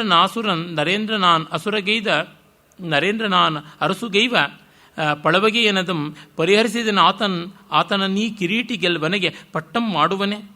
ಅದಕ್ಕೆ ಹೇಳ್ತಾನೆ ಧರ್ಮರಾಜ, ಕೃಷ್ಣ ನೀನೇನೋ ಹೇಳಿದೆ, ಆದರೆ ನಾನು ಸತ್ತ ಮೇಲೆ ಅವನನ್ನು ಕೊಲ್ಲೋದು ಅಂತ ಅನಿಸುತ್ತೆ. ಇವನೇನು ಮಹಾ ದೊಡ್ಡವನು, ನಾನಂತೂ ಆಸೆಯನ್ನು ಪೂರ್ತಿ ಬಿಟ್ಟಿದ್ದೀನಿ. ಇವನು ನನ್ನನ್ನು ಉದ್ಧರಿಸಿ ನನ್ನ ರಾಜ್ಯವನ್ನು ದಕ್ಕಿಸಿಕೊಟ್ಟು ನನ್ನ ಪಟ್ಟಾಭಿಷೇಕ ಮಾಡ್ತಾನೆ ಅನ್ನೋದು ನನ್ನ ಮನಸ್ಸಿನಲ್ಲಿ ಇಲ್ಲವೇ ಇಲ್ಲ. ಯಾಕೆ ನುಡಿದಂ, ಮೊದಲು ಅವನು ಹೇಳಿದ್ದ ನರೇಂದ್ರನ್ ಆನ್ ಅರಸುಗೈವೇನ್, ನಾನು ರಾಜನ್ ಮಾಡ್ತೀನಿ, ನಿನ್ನ ಯೋಚನೆ ಮಾಡಬೇಡ ಅಂತ. ಆದರೆ ಕಿರೀಟಿ ಗೆಲ್ದನಿಗೆ ಪಟ್ಟಮಂ ಮಾಡುವನೇ. ಈಗ ಅರ್ಜುನ ನನಗೆ ಪಟ್ಟ ಮಾಡಿಕೊಡ್ತಾನ ಅಂತ. ವಿಭೀಷಣ ಶ್ರೀರಾಮ ಲಕ್ಷ್ಮಣರು ಇಂದ್ರಜಿತ್ ಪ್ರಯುಕ್ತವಾದ ಸರ್ಪಾಸ್ತ್ರದಿಂದ ಬದ್ಧರಾಗಿ ಬಿದ್ದ ಕಾಲದಲ್ಲಿ ಭಗ್ನ ರಾಜ್ಯಮನೋರಥಃ, ನಾನು ರಾಜ್ಯದ ಬೈಕೇನೆಲ್ಲ ಕಳ್ಕೊಂಡು ಬಿಟ್ಟಿದ್ದೀನಿ, ನನ್ನ ಗತಿ ಏನು ಅಂತ ಗೋಳಾಡದಂತೆ ರಾಮಾಯಣದಲ್ಲಿ ಬರ್ತದೆ ಯುದ್ಧಕಾಂಡದಲ್ಲಿ. ಹಾಗೆ ಈಗ ಧರ್ಮರಾಜ ಆಳಕ್ಕೆ ಶುರು ಮಾಡಿದ್ದಾನೆ. ಇವನಿನ್ನೂ ಕರ್ಣನ್ ಎದುರಿಸೋದು ಯಾವಾಗ, ನಮ್ಮನ್ನು ಚಚ್ಚುತ್ತಾ ಇದ್ದಾನೆ, ನಾನು ಸತ್ತೇ ಹೋಗ್ಬಿಡ್ತೀನಿ ಏನು ಅಂತ. ಗೃಹಕಲಹ, ಗೃಹಚ್ಛಿದ್ರ, ಫ್ಯಾಮಿಲಿ ಫೈಟ್ಸು ತುಂಬ ಭಯಂಕರ. ಇಂಟಿಲೋನಿ ಕಲಹಾಲಿ ವಿಂತಿಂತ ಕಾದಯ ವಿಶ್ವದಾಭಿರಾಮ ವಿನರವೇಮ. ಆಮೇಲೆ ಹೇಳ್ತಾನೆ, ಎಮ್ಮೊಗ್ಗೆ ಕರ್ಣ ನಿಂತಿ ನಿಮ್ಮಂದಿರ ಗರಿಯೆ ಸಾವನೆ ಸುಖಂ ಇರ್ಮಿನ್ನಮ್ಮ ಸುಯೋಧನೊಳ್ ಪಗೆ ಎಮ್ಮರಿದಾನು ತಪೋ ನಿಯೋಗದೊಳಿರ್ಪಂ. ಅಪ್ಪ ಬಿಟ್ಬಿಡಿ, ನೀವು ಇನ್ನು ಕರ್ಣನನ್ನು ವಿರೋಧಿಸೋಕ್ಕಾಗೋಲ್ಲ, ದುರ್ಯೋಧನಲ್ಲಿ ಸ್ನೇಹ ಮಾಡಿಕೊಳ್ಳಿ, ವಿಶ್ವಾಸದಿಂದ ಇರಿ. ನಾನಂತೂ ತಪಸ್ಸು ಕೊಟ್ಟೋಗ್ಬಿಡ್ತೀನಿ, ನನ್ನ ಕೈಯಲ್ಲಿ ಆಗೋದಿಲ್ಲ, ನೀವೆಲ್ಲ ಸಂಧಾನ ಮಾಡ್ಕೊಂಡು ಏನೋ ಒಂದು ಹಳ್ಳಿ ಪಳ್ಳಿ ರಾಜ್ಯಪಾಜ್ಯ ತೊಗೊಂಡು ಭಿಕ್ಷೆ ಬೇಡ್ಕೊಂಡು ಬದುಕಿ ಅಂತಂದುಬಿಡ್ತಾನೆ. ಎಂಥ ಮೂದಲೆ, ಧರ್ಮರಾಜನ ಬಾಯಿಂದ ಮೂದಲೆ ಬರೋ ಸಂದರ್ಭ ಅಂತಂದರೆ ಅದು ಇನ್ನೆಂಥ ಭಯಂಕರವಾದ ಸಂದರ್ಭ ಅನ್ನೋದನ್ನು ನಾವು ಯೋಚನೆ ಮಾಡ್ಬೋದು. ಸಾಮಾನ್ಯವಾಗಿ ಧರ್ಮರಾಜನಿಗೆ ಟಾಂಟ್ ಕೊಡೋದು, ವ್ಯಂಗ್ಯ ಮಾಡೋದು, ಕಟಕಿ ಆಡುವುದು, ಸಟೈರು, ಸರ್ಕ್ಯಾಸಮ್ಮು, ವಿಟ್ಟು ಯಾವುದೂ ಇಲ್ಲ ಪಾಪ. ಅವನು ನೋಡಿದ್ರೆ ಕೋಲ್ಡ್ ಸ್ಟೋರೇಜು. ಅವನು ಹೀಗೆ ಆಡ್ತಾ ಇದ್ದಾನೆ. ಭಯದಿಂದಲೋ, ಕಾತರದಿಂದಲೋ, ಕೋಪದಿಂದಲೋ, ಆಶೆ ನಿರಾಶೆಯಾದಂಥ ಖೇದದಿಂದಲೋ ಗೊತ್ತಿಲ್ಲ, ಅವೆಲ್ಲವೂ ಇರಬಹುದು. ಈಗ ಮತ್ತೆ ಇಷ್ಟುವರೆಗೂ ಚೆನ್ನಾಗಿ ನಿರ್ವಾಹ ಮಾಡಿದ ಪಂಪ ಶುರು ಮಾಡಿಬಿಡ್ತಾನೆ. ನರಸಿಂಗಂಗಂ ಜಾಕಬ್ಬೆಗಂ ಅರಸಿಗಂ ಇದೊಳವೆ ಪುಟ್ಟ ಪುಟ್ಟಿಯಂ ಅರಿಕೇಸರಿಯನೆ ನೆಗಳ್ದು ಮರಾತಿಯ ಸರಿದೊರೆಗಂ ಬಂದಪ್ಪೆನ್ ಆದೊಡಾಗಳ್ ನಗರೇ ಅಂತ ಶುರು ಮಾಡ್ತಾನೆ. ನಾನು ನರಸಿಂಗನಿಗೆ ಜಾಕಬ್ಬೆಗೆ ಮಗನಾಗಿದ್ದಲ್ಲಿ, ಅರಿಕೇಸರಿ ಆಗಿದ್ದಲ್ಲಿ ನಾನು ಹಿಂಗೆ ವಾಪಸ್ ಬರೋತಿದ್ನ, ಇಂಥದ್ದಲ್ಲ ಅಂಥದ್ದಲ್ಲ ಅಂತ ಪ್ರತಿಜ್ಞೆ ಮಾಡೋಕ್ಕೆ ಶುರು ಮಾಡ್ತಾನೆ. ಅರ್ಜುನ ಇದ್ದವನಿಗೆಲ್ಲ ಹೋಗ್ಬಿಟ್ಟು ಈಗ ಅರಿಕೇಸರಿ ಆಗ್ಬಿಟ್ಟ. ಧರ್ಮರಾಜನ ಎದುರಿಗೇನೆ ಇವರಿಬ್ಬರು ಅಣ್ಣ ತಮ್ಮನ್ನು ತಂದುಕೊಂಡಿದ್ದು ಪಾಂಡುವಿನ ಮಗ ಅಥವಾ ಕನಿಷ್ಠ ಇಂದ್ರನ ಮಗ ಅಂತಾದ್ರೂ ಹೇಳ್ಬೋದಾಗಿತ್ತು. ನರಸಿಂಗ ಜಾಕಬ್ಬೆ ಅಂತ ಶುರು ಮಾಡ್ಕೊಂಡ್ಬಿಟ್ರೆ ಪಾಪ ಕುಂತಿ ಏನಾಗಬೇಕು? ಅಸಂಬದ್ಧ, ಅನೌಚಿತ್ಯ ಹಿಡ್ದ ನೋಡಿ ಇಲ್ಲಿ ಬಂತು. 1000 ವರ್ಷವಾದರೂ ಅವನನ್ನು ಬೈತಾ ಇದ್ದೀವಿ ಈ ಕಾರಣಕ್ಕಾಗಿ. ಅದಕ್ಕೆ ಇಷ್ಟು ಡೆಲಿಬರೇಟ್ ಎಡವಟ್ಟುಗಳು ಮಾಡಬಾರ್ದು.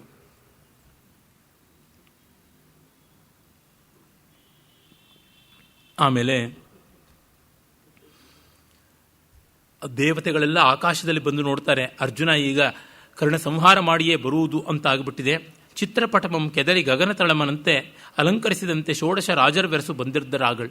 16 ಜನ ಮಹಾಚಕ್ರವರ್ತಿಗಳು, ನಳ, ಭಗೀರಥ, ಸಗರ ಮೊದಲಾದಂಥವರೆಲ್ಲ ಇಂದ್ರನ ಜೊತೆಗೆ ಬಂದಿದ್ದಾರೆ. ದೇವಲೋಕ ನಿವಾಸಿಗಳು ಅವರೆಲ್ಲ ನೋಡ್ತಾ ಇದ್ದರೆ ಚಿತ್ರಪಟಗಳನ್ನು ಆಕಾಶದಲ್ಲಿ ಅಲಂಕಾರ ಮಾಡದಂತೆ ಇತ್ತು. ದೇವ ಬ್ರಹ್ಮ ಮುನೀಂದ್ರ ಸೇವಿತ ನುತ್ತಪ್ತ ಕನಕವರ್ಣಂ ಹಂಸಗ್ರೀವ ನಿಹಿತೈಕ ಪಾದನ್ ಇಳಾವಂದ್ಯನ್ ಅನಿಂದ್ಯನ್ ಅಬ್ಜಗರ್ಭಂ ಬಂದಂ. ಆಗ ಬ್ರಹ್ಮರ್ಷಿ ದೇವರ್ಷಿಗಳಿಂದ ದೇವಾನುದೇವತೆಗಳಿಂದ ಸಂಕೀರ್ತಿತನಾದವನು ಸುವರ್ಣವರ್ಣದ ಹಂಸವನ್ನು ಏರಿ ಅದರ ಕೊರಳಿನ ಮೇಲೆ ಒಂದು ಕಾಲನ್ನಿಟ್ಟು ಇನ್ನೊಂದು ಕಾಲನ್ನು ಮಡಚಿಕೊಂಡು ಕೂತಿದ್ದ ಬ್ರಹ್ಮನೂ ಕಾಣಿಸ್ಕೊಂಡ ಅಂತ. ಅವನು ಪಾಶ್ಚರ್ನ ಕೊಡೋದು ನೋಡಿ ವೀರಮಂಡಿನಲ್ಲಿ ಕೂತಿದ್ದ ಅನ್ನೋದನ್ನು ಎಷ್ಟು ಚೆನ್ನಾಗಿ ಹೇಳ್ತಾನೆ. ಏರಿಯ ನಂದಿಯನ ಪೆರಗೇರಿದ ಗಿರಿಸುತಿಯ ಮೊಲೆಗಳು ಅಳ್ಳಳ್ಳೇರಂ ನೀರೇರಿಸುತ್ತಿರೆ ಕರ್ಣಾರ್ಜುನರೇರಂ ನೋಡಲ್ಕೆ ಭೂತನಾಥಂ ಬಂದಂ.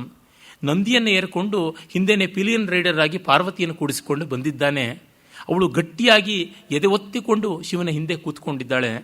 ನಾವು ಹಿಂದೊಮ್ಮೆ ಇದೇ ಗೋಖಲೆ ಸಂಸ್ಥೆಯ ಒಂದು ಭಾಷಣವನ್ನು ಡಾಕ್ಟರ್ ವಿ ರಾಘವನ್ ಅವರ ಶತಾಬ್ದ್ಯುತ್ಸವ ಸಂಸ್ಮರಣ ಭಾಷಣವನ್ನು ನಾನು ಮುಗಿಸ್ಕೊಂಡು ನನ್ನ ಸ್ನೇಹಿತರ ಜೊತೆಗೆ ಬಾದಾಮಿ ಪಟ್ಟದಕಲ್ಲು ಐಹೊಳೆಗೆ ಹೋದಾಗ ಲಕ್ಷ್ಮೇಶ್ವರಕ್ಕೆ ಹೋಗಿದ್ವಿ. ರಾತ್ರಿ ಅಲ್ಲಿ ದೇವಸ್ಥಾನ ನೋಡಿದ್ದು. ಅಲ್ಲಿ ಮಹಾದೇವನ ದೇವಸ್ಥಾನ, ಪುಲಿಗೆರೆ ಅಂತ ಅದನ್ನು ಕರಿತಾ ಇದ್ರು. ಅಲ್ಲೇ ಪಂಪ ಇದ್ದದ್ದು. ಆ ಪುಲಿಗೆರೆಯಲ್ಲಿ ಲಕ್ಷ್ಮೇಶ್ವರದಲ್ಲಿ ಮಹಾದೇವ ತನ್ನ ವೃಷಭದ ಮೇಲೆ ಕೂತಿದ್ದಾನೆ. ಹಿಂದೆ ಪಾರ್ವತಿ ಕೂಡ ಕೂತಿದ್ದಾಳೆ. ಇದೇ ರೀತಿಯಾದ ಪೊಸಿಷನ್ನು. ಪಂಪನ ಪದ್ಯವನ್ನು ನೋಡಿ ಆ ಶಿಲ್ಪಿ ಕೆತ್ತಿದನೋ, ಶಿಲ್ಪಿ ಆ ಕೆತ್ತಿದ್ದನ್ನು ನೋಡಿ ಪಂಪ ಬರೆದನೋ ಗೊತ್ತಿಲ್ಲ. ಇದೆಲ್ಲ ನಮಗೆ ತುಂಬ ರೋಮಾಂಚನವನ್ನು ಉಂಟು ಮಾಡುವಂಥ ಸಂದರ್ಭಗಳು. ಹಿಂದೆ ಕೂತಿದ್ದು ಕರ್ಣಾರ್ಜುನರ ಏರು ಯುದ್ಧವನ್ನು ನೋಡಬೇಕು ಅಂಥೇಳಿ ಬಂದಿರ್ತಾರೆ. ಆಗ ಆರನುವರದೊಳಂ ಎನಗಣಂ ಆರದ ಕಣ್ಮಲರ್ಗಳ್ ಆರ್ಗುಂ ಅರಿಗನ್ ಎನಿಗೆನೆನುತ್ತುಂ ನೀರದ ಪಥದೊಳ್ ಮುತ್ತಿನ ಹಾರದ ಬೆಳಗೆಸೆಯ ನಾರದಂ ಬಂದಿರ್ದಂ. ನಾರದ, ಈವರೆಗೂ ನನಗೆ ಯಾರೂ ಯುದ್ಧದಲ್ಲಿ ತೃಪ್ತಿ ಕೊಟ್ಟಿಲ್ಲ. ಕಲಹ ಯುದ್ಧದಲ್ಲಿ ತೃಪ್ತಿ ಕೊಟ್ಟಿದ್ದಾರೆ, ವಾಕ್ಕಲಹದಲ್ಲಿ. ಆದರೆ ಬಾಣಕಲಹ, ಬಾಹುಕಲಹ ಇತ್ಯಾದಿಗಳಲ್ಲಿ ತೃಪ್ತಿ ಕೊಟ್ಟಿಲ್ಲ.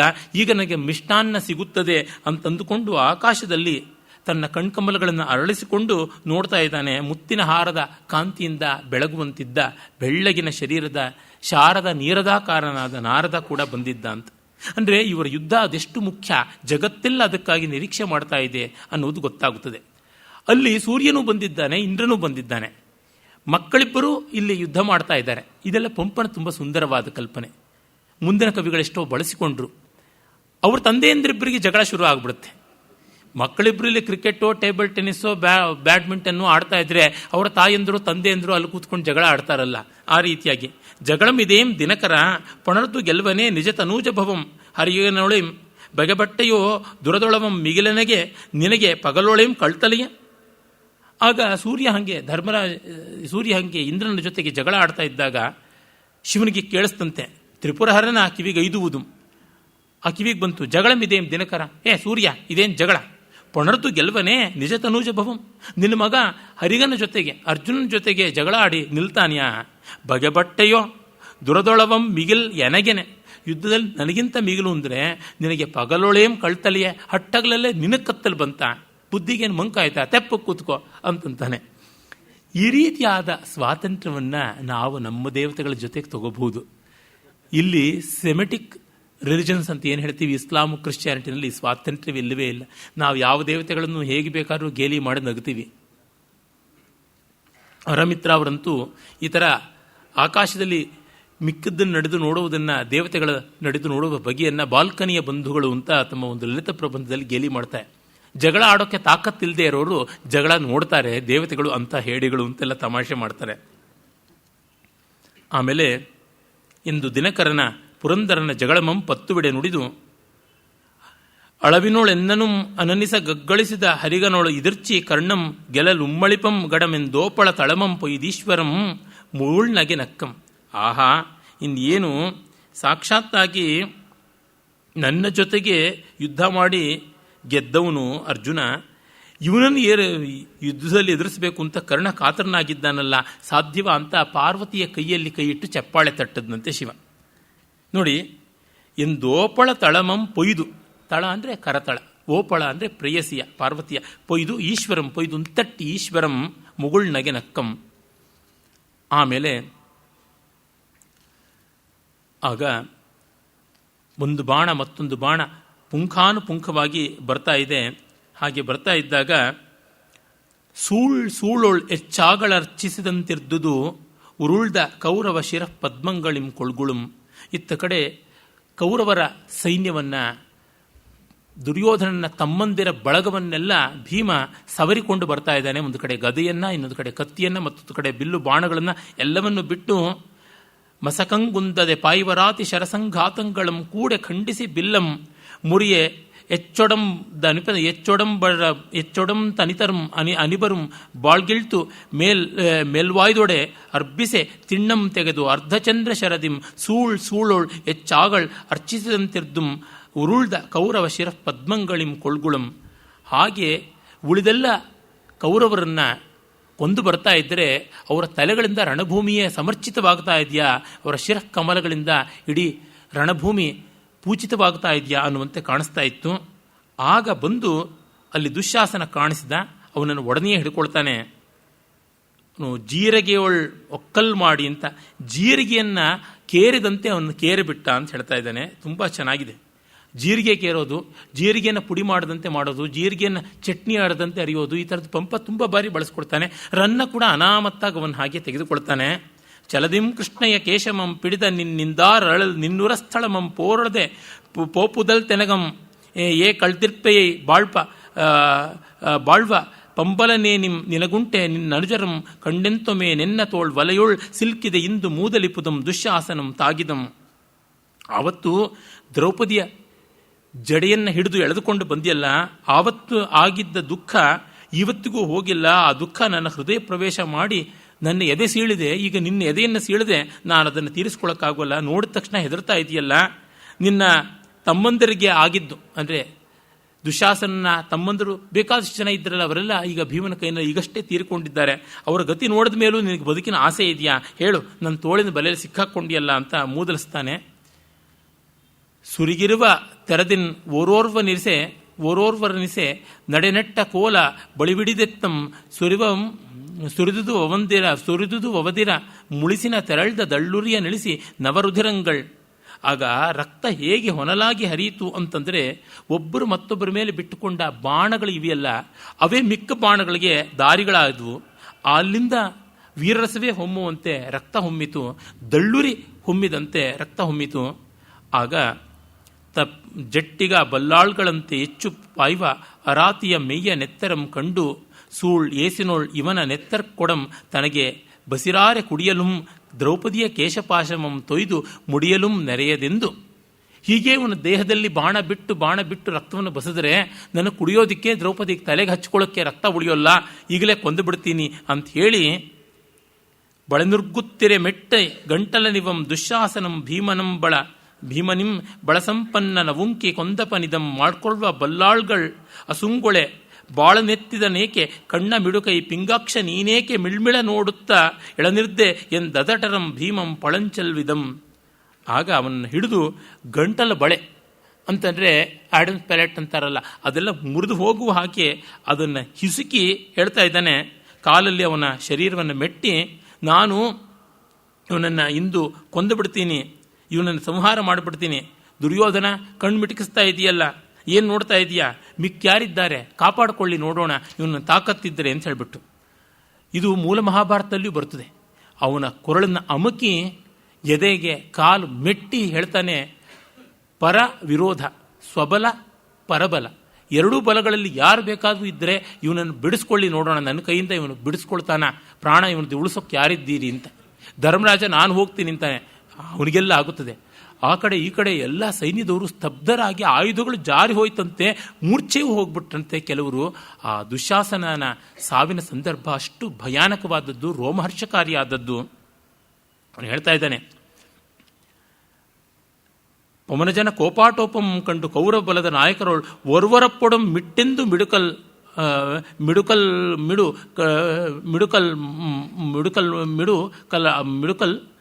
ಅಣ್ಮದಿರೆ ಪವನಾತ್ಮಜಂ ದ್ರುಪದಾತ್ಮಜಗೆ ಬಳಿಯನ್ ಅಟ್ಟುವುದು ಆ ವನಿತೆ ಜಯವನಿತೆ ಬರ್ಪಂತೆ ಬಂದು.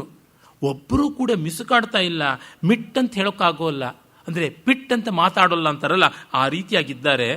ಆಗ ಜಯವನಿತೆ ಬರುವ ಹಾಗೆ ದ್ರೌಪದಿ ಬರ್ತಾಳೆ. ದ್ರೌಪದಿಯನ್ನು ಅರ್ಜುನಗೊಬ್ಬಳಿಗೆ ಹೆಂಡತಿ ಅಂತ ಹೇಳಿದ್ದ. ಈಗ ದೇವರೇ ಗತಿ, ಏನು ಮಾಡ್ತಾನೋ ಗೊತ್ತಿಲ್ಲ.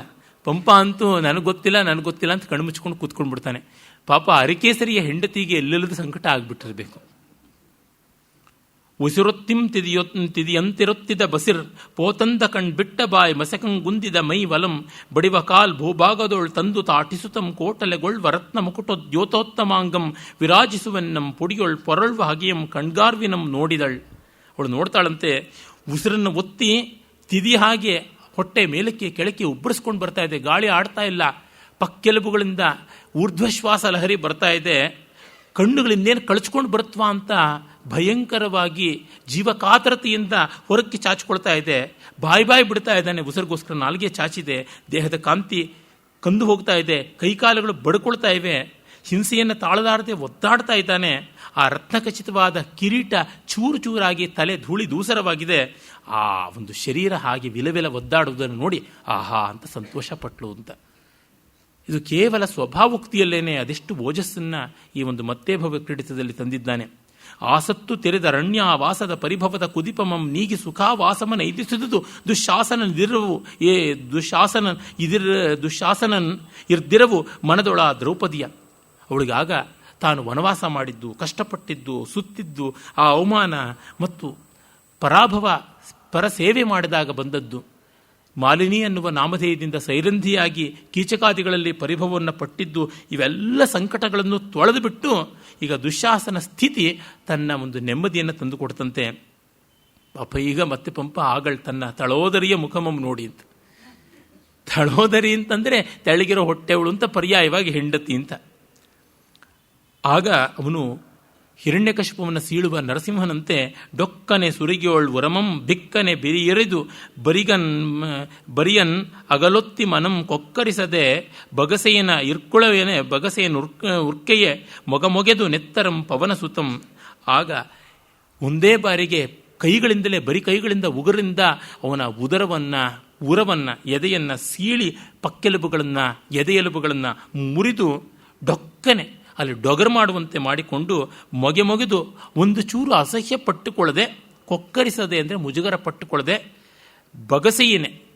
ಬೊಗಸೆಯಿಂದ ಮೊಗೆದು ಎತ್ತೆತ್ತಿ ನೆತ್ತರನ್ನು ತೆಗೆದುಕೊಂಡು ನೆತ್ತಿಯೊಳ್ ಎರೆದೆರೆದು ಅನಿಸರೆಯೊತ್ತಿ ಬಳಿಕಿಳಿಯೇ ಪೊಗಸೆದು ಜಡೆಗೊಂಡಿದ್ದು ಉದ್ವೃತ್ತ ಕುಚಯುಗಿಯ ಕೇಶಮ ನೆತ್ತಂ ಪರ್ಸೆದು ನೈದೆ ಪಸರಿಸಿದ ಅರ್ಧಟಂ. ಅವನು ಅವಳ ತಲೆ ಮೇಲೆ ಮೊಗೆದು ಬೊಗಸೆ ರಕ್ತವನ್ನು ಹಾಕ್ತಾ ಇದ್ದಾರಂತೆ. ಅದು ಅವಳು ತುಂಬ ಸಂತೋಷ ಪಟ್ಟುಕೊಂಡು ನೆಲಕ್ಕೆ ಇಳಿತಾ ಇದೆ, ತೊಟ್ಟಿಕ್ತಾ ಇದೆ ಆ ರಕ್ತ.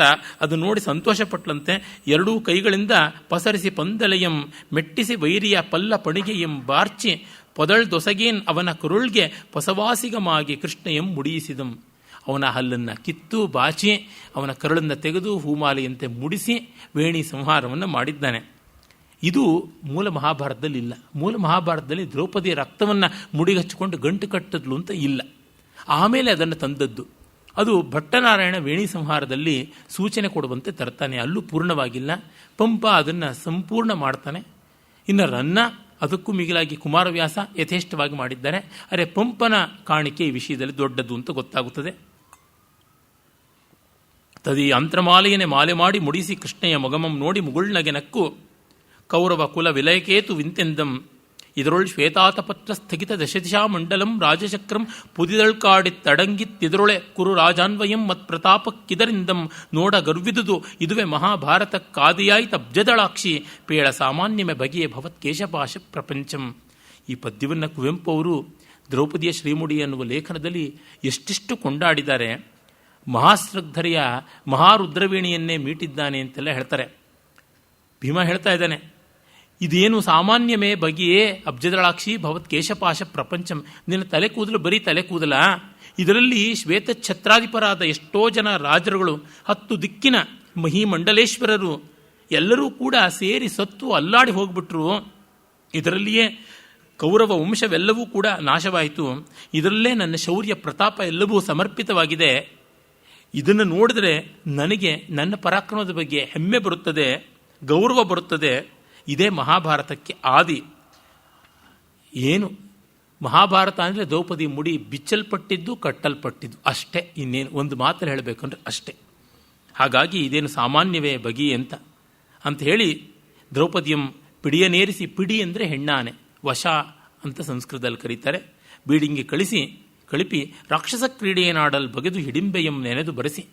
ಇನ್ನು ನಾನ್ ವೆಜ್ ಕ್ರೀಡೆ, ವೆಜ್ ಆಯಿತು ಸೆಕ್ಷನ್ನು, ಇನ್ನು ನಾನ್ ವೆಜ್ ಸೆಕ್ಷನ್ ಅಂತ ಅದಕ್ಕೆ ಹಿಡಿಂಬಿಯೇ ಸರಿ ಅಂತ ಬರೆಸ್ತಾನಂತೆ.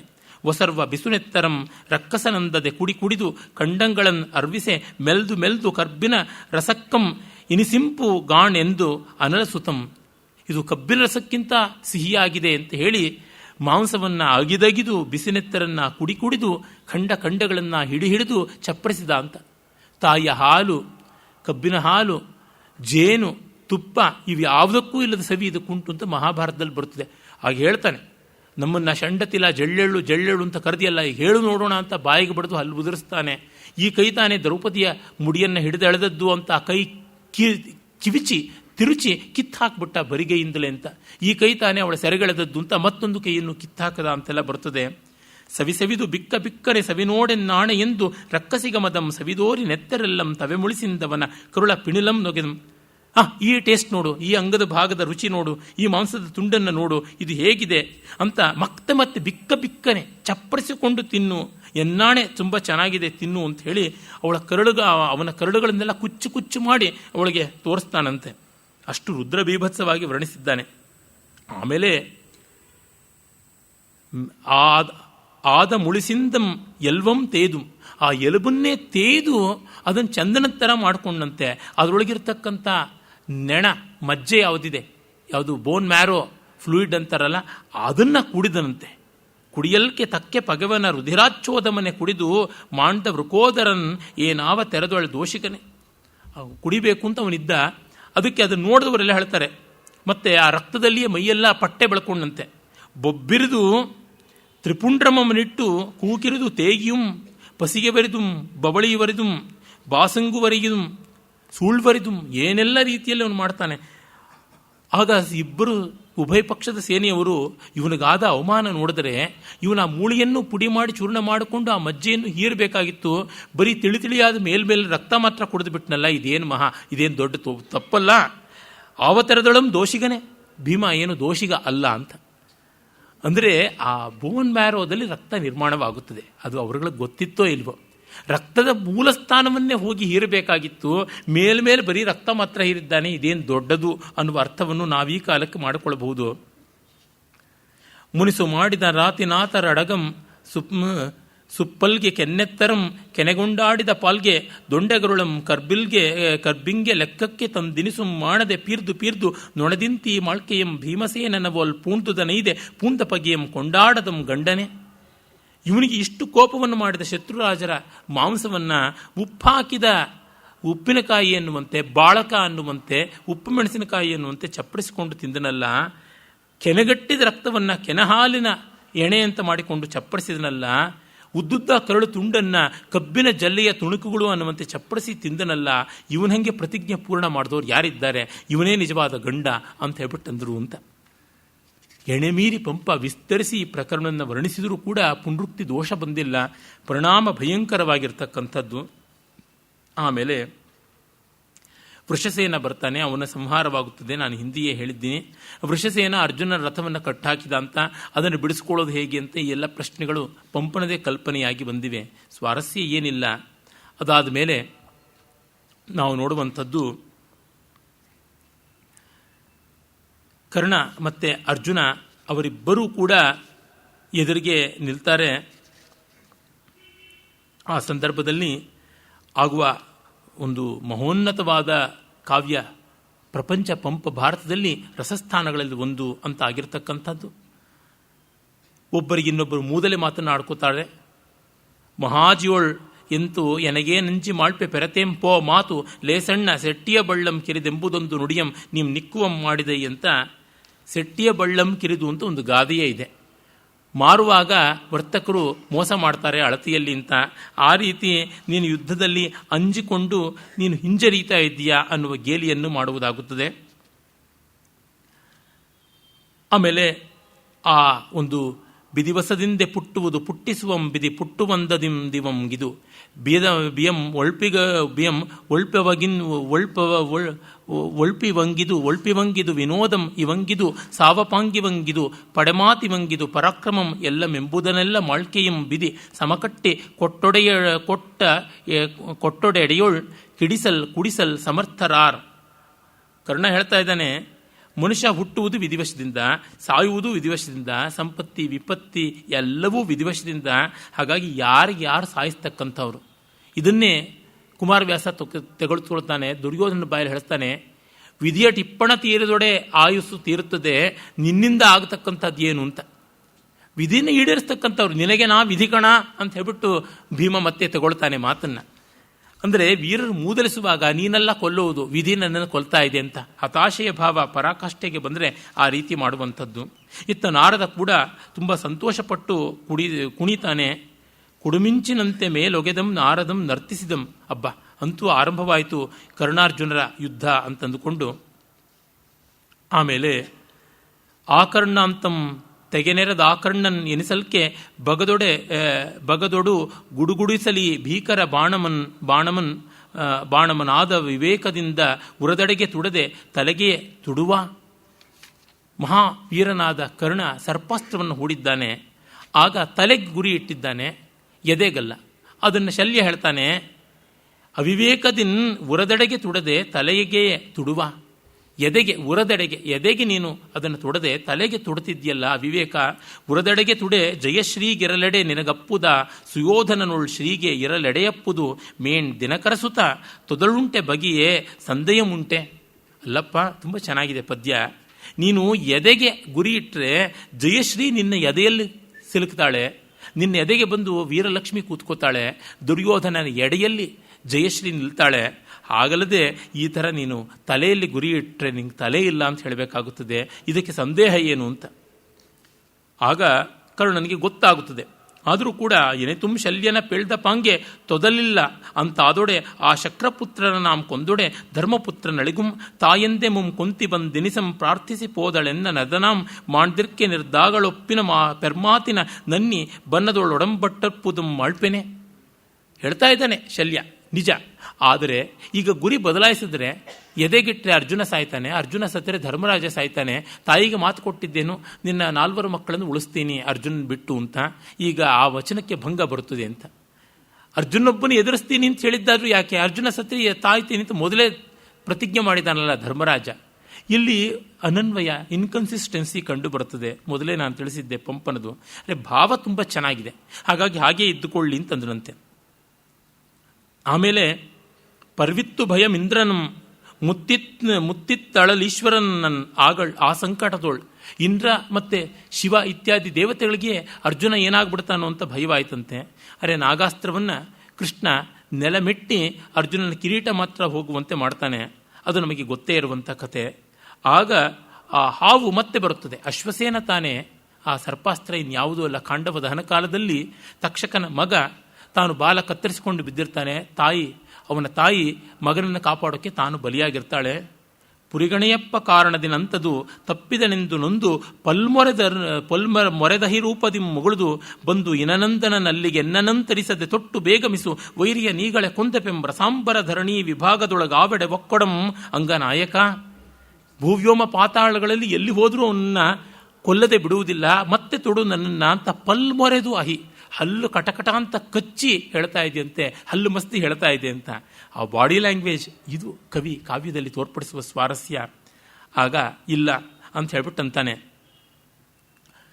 ಆದರೆ ಅದು ತಾನೇ ಸಿಡಿದು ಹೋಗುತ್ತದೆ. ಆಗ ಕರ್ಣ ಅದನ್ನು ಗರುಡಾಸ್ತ್ರದಿಂದ ಸಂಹಾರ ಮಾಡ್ತಾನೆ. ವಿಷಪನ್ನಗನಂ ಪನ್ನತ ನಡೆಯೋಳ್ ಅರಿಗಂ ತನ್ನಯ ಗರುಡಾಸ್ತ್ರದಿಂದೇ ಕುರಿ ಕುರಿ ದರಿದಂ. ಕುರಿ ಕುರಿ ತರಿಯೋದು ಅಂದರೆ ಕುರಿ ಕಡ್ದಂಗೆ ಕಡಿಯೋದು ಅಂತ. ಬಡಪಾಯಿ ಪ್ರಾಣಿ ಕುರಿಯನ್ನು, ಅದನ್ನು ಕತ್ತರಿಸೋಕ್ಕೆ ಪೌರುಷವ. ಮೊನಚಾದ ಕತ್ತಿ ಇದ್ದರೆ ಸಾಕು, ನಿರ್ದಯವಾದ ಎದೆ ಇದ್ದರೆ ಸಾಕು.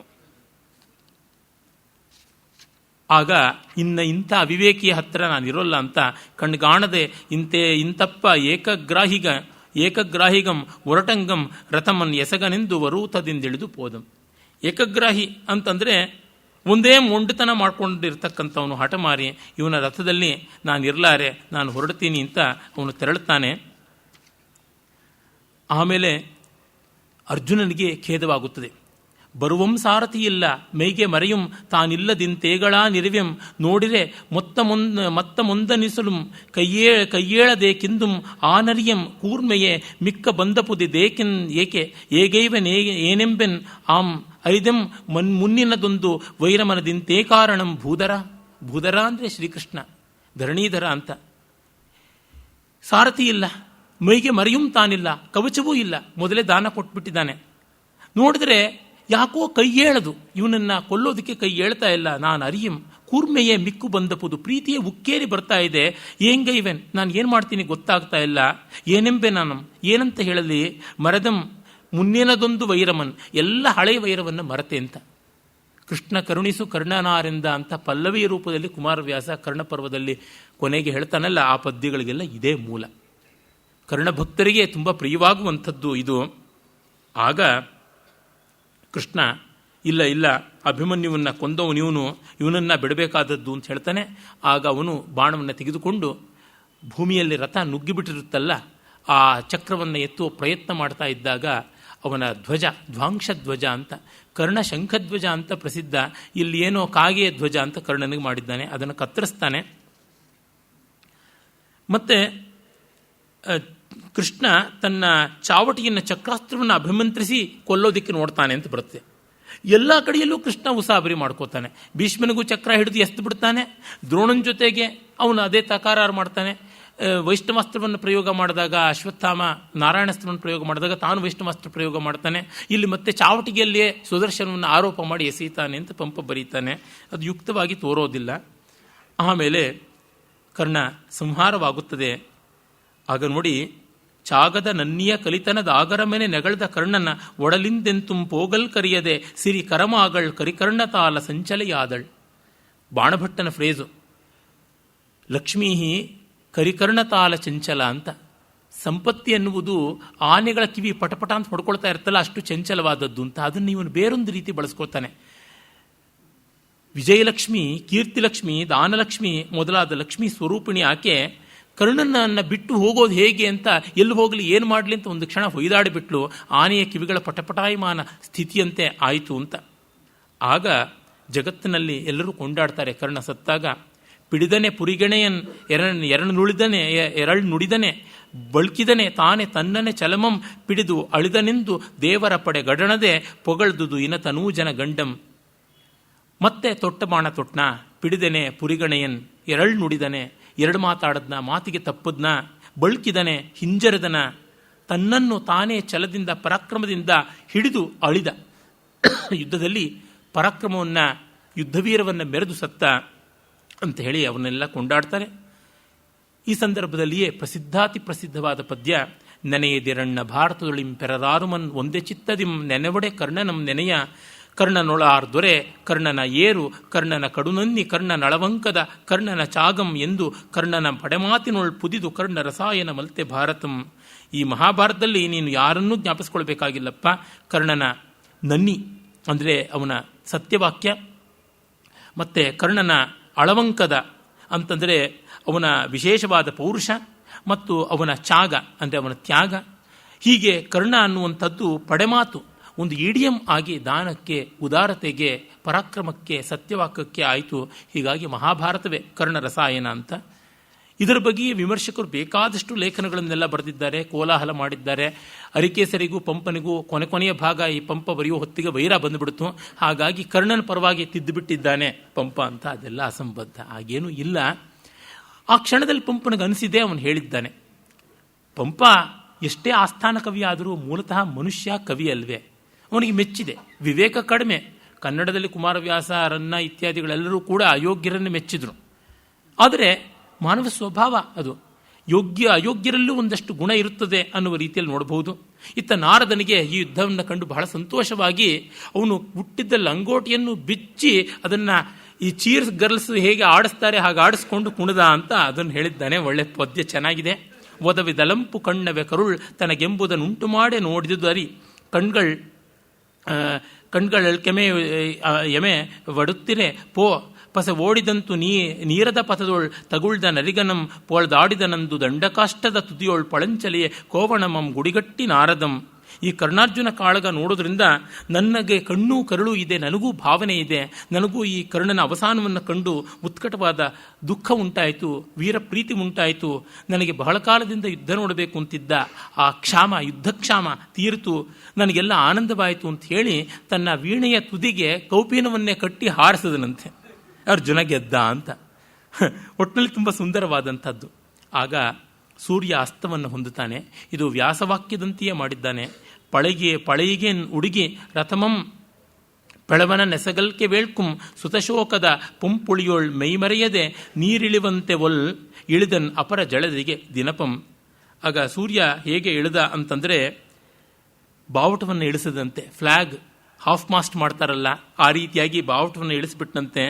ಮತ್ತು ಹೆಳವನಾದ ಅರುಣನಿಗೆ ತೇರನ್ನು ನಿಧಾನವಾಗಿ ನಡೆಸುವಂತೆ ಹೇಳಿ ಪುತ್ರಶೋಕದ ಆಧಿಕ್ಯದಲ್ಲಿ ಸೂರ್ಯ ಜ್ಞಾನಶೂನ್ಯನಾಗಿ ಸತ್ತವರಿಗಾಗಿ ಸ್ನಾನ ಮಾಡ್ತೀವಲ್ಲ ಹಾಗೆ ಪಶ್ಚಿಮಾಂಬುದಿಗೆ ಹೋಗಿ ತನ್ನ ಪುತ್ರಶೋಕದ ಸುತಾವಸಾನದ ಮೈಲಿಗೆಯನ್ನು ಇಳಿಸ್ಕೊಳ್ಳೋದಕ್ಕೆ ಸ್ನಾನಕ್ಕೆ ಹೋದಂತೆ ಪಶ್ಚಿಮಾಬ್ಧಿಯಲ್ಲಿ ಮುಳುಗದ ಅಂತ. ದ್ಯುಮಣಿ ಕರ್ಣದ್ಯುಮಣಿಯೊಡನಸ್ತಮಿಸೆ ಅಂತ ಕಮಲಿನಿ ಮುಚ್ಚಿದರೆ ಶೋಕ ತಿಮಿರವು ಹೆಚ್ಚಿತು ತಮದೊಡನೆ ಅಂತೆಲ್ಲ ಕುಮಾರವ್ಯಾಸ ಸಹೋಕ್ತಿ ದೀಪಕಾದಿ ಅಲಂಕಾರಗಳಲ್ಲಿ ಮಾಡಿರತಕ್ಕಂಥದ್ದು. ಎಲ್ಲದಕ್ಕೂ ಇದು ಮೂಲ. ವ್ಯಾಸರಲ್ಲಿ ಕರ್ಣಸ್ಯ ದೇಹಂ ರುಧಿರಾವಸಿಕ್ತಂ ಅಂತ ಬರುತ್ತದೆ. ಆಗ ಕರ್ಣನ ದೇಹ ರಕ್ತಸಿಕ್ತವಾದದ್ದನ್ನು ಸೂರ್ಯ ತನ್ನ ಕಿರಣ ಅನ್ನುವ ಕೈಯಿಂದ ಸವರಿ ಆ ಕೈಯೆಲ್ಲ ರಕ್ತವಾದದ್ದಕ್ಕೆ ಅದನ್ನು ತೊಳ್ಕೊಳ್ಳೋದಕ್ಕೆ ಸಮುದ್ರಕ್ಕೆ ಇಳಿದ ಅಂತ ವ್ಯಾಸರ ವಾಕ್ಯ ಬರುತ್ತದೆ. ಇಲ್ಲೆಲ್ಲ ಪೂರ್ವ ಕವಿಗಳ ಪ್ರಭಾವ ಎಷ್ಟು ಹೊಸ ಬಗೆಯ ಕವಿತ್ವವನ್ನು ಮಾಡುತ್ತದೆ ಅಂತ ನೋಡಬಹುದು. ಇನ್ನು ನಾಳೆ 13-14 ಆಶ್ವಾಸಗಳು ಚಿಕ್ಕವು. ಅದರಿಂದ ಪಂಪ ಭಾರತದ ಪರಿಚಯ ಮುಗಿಸೋಣ. ನಮಸ್ಕಾರ.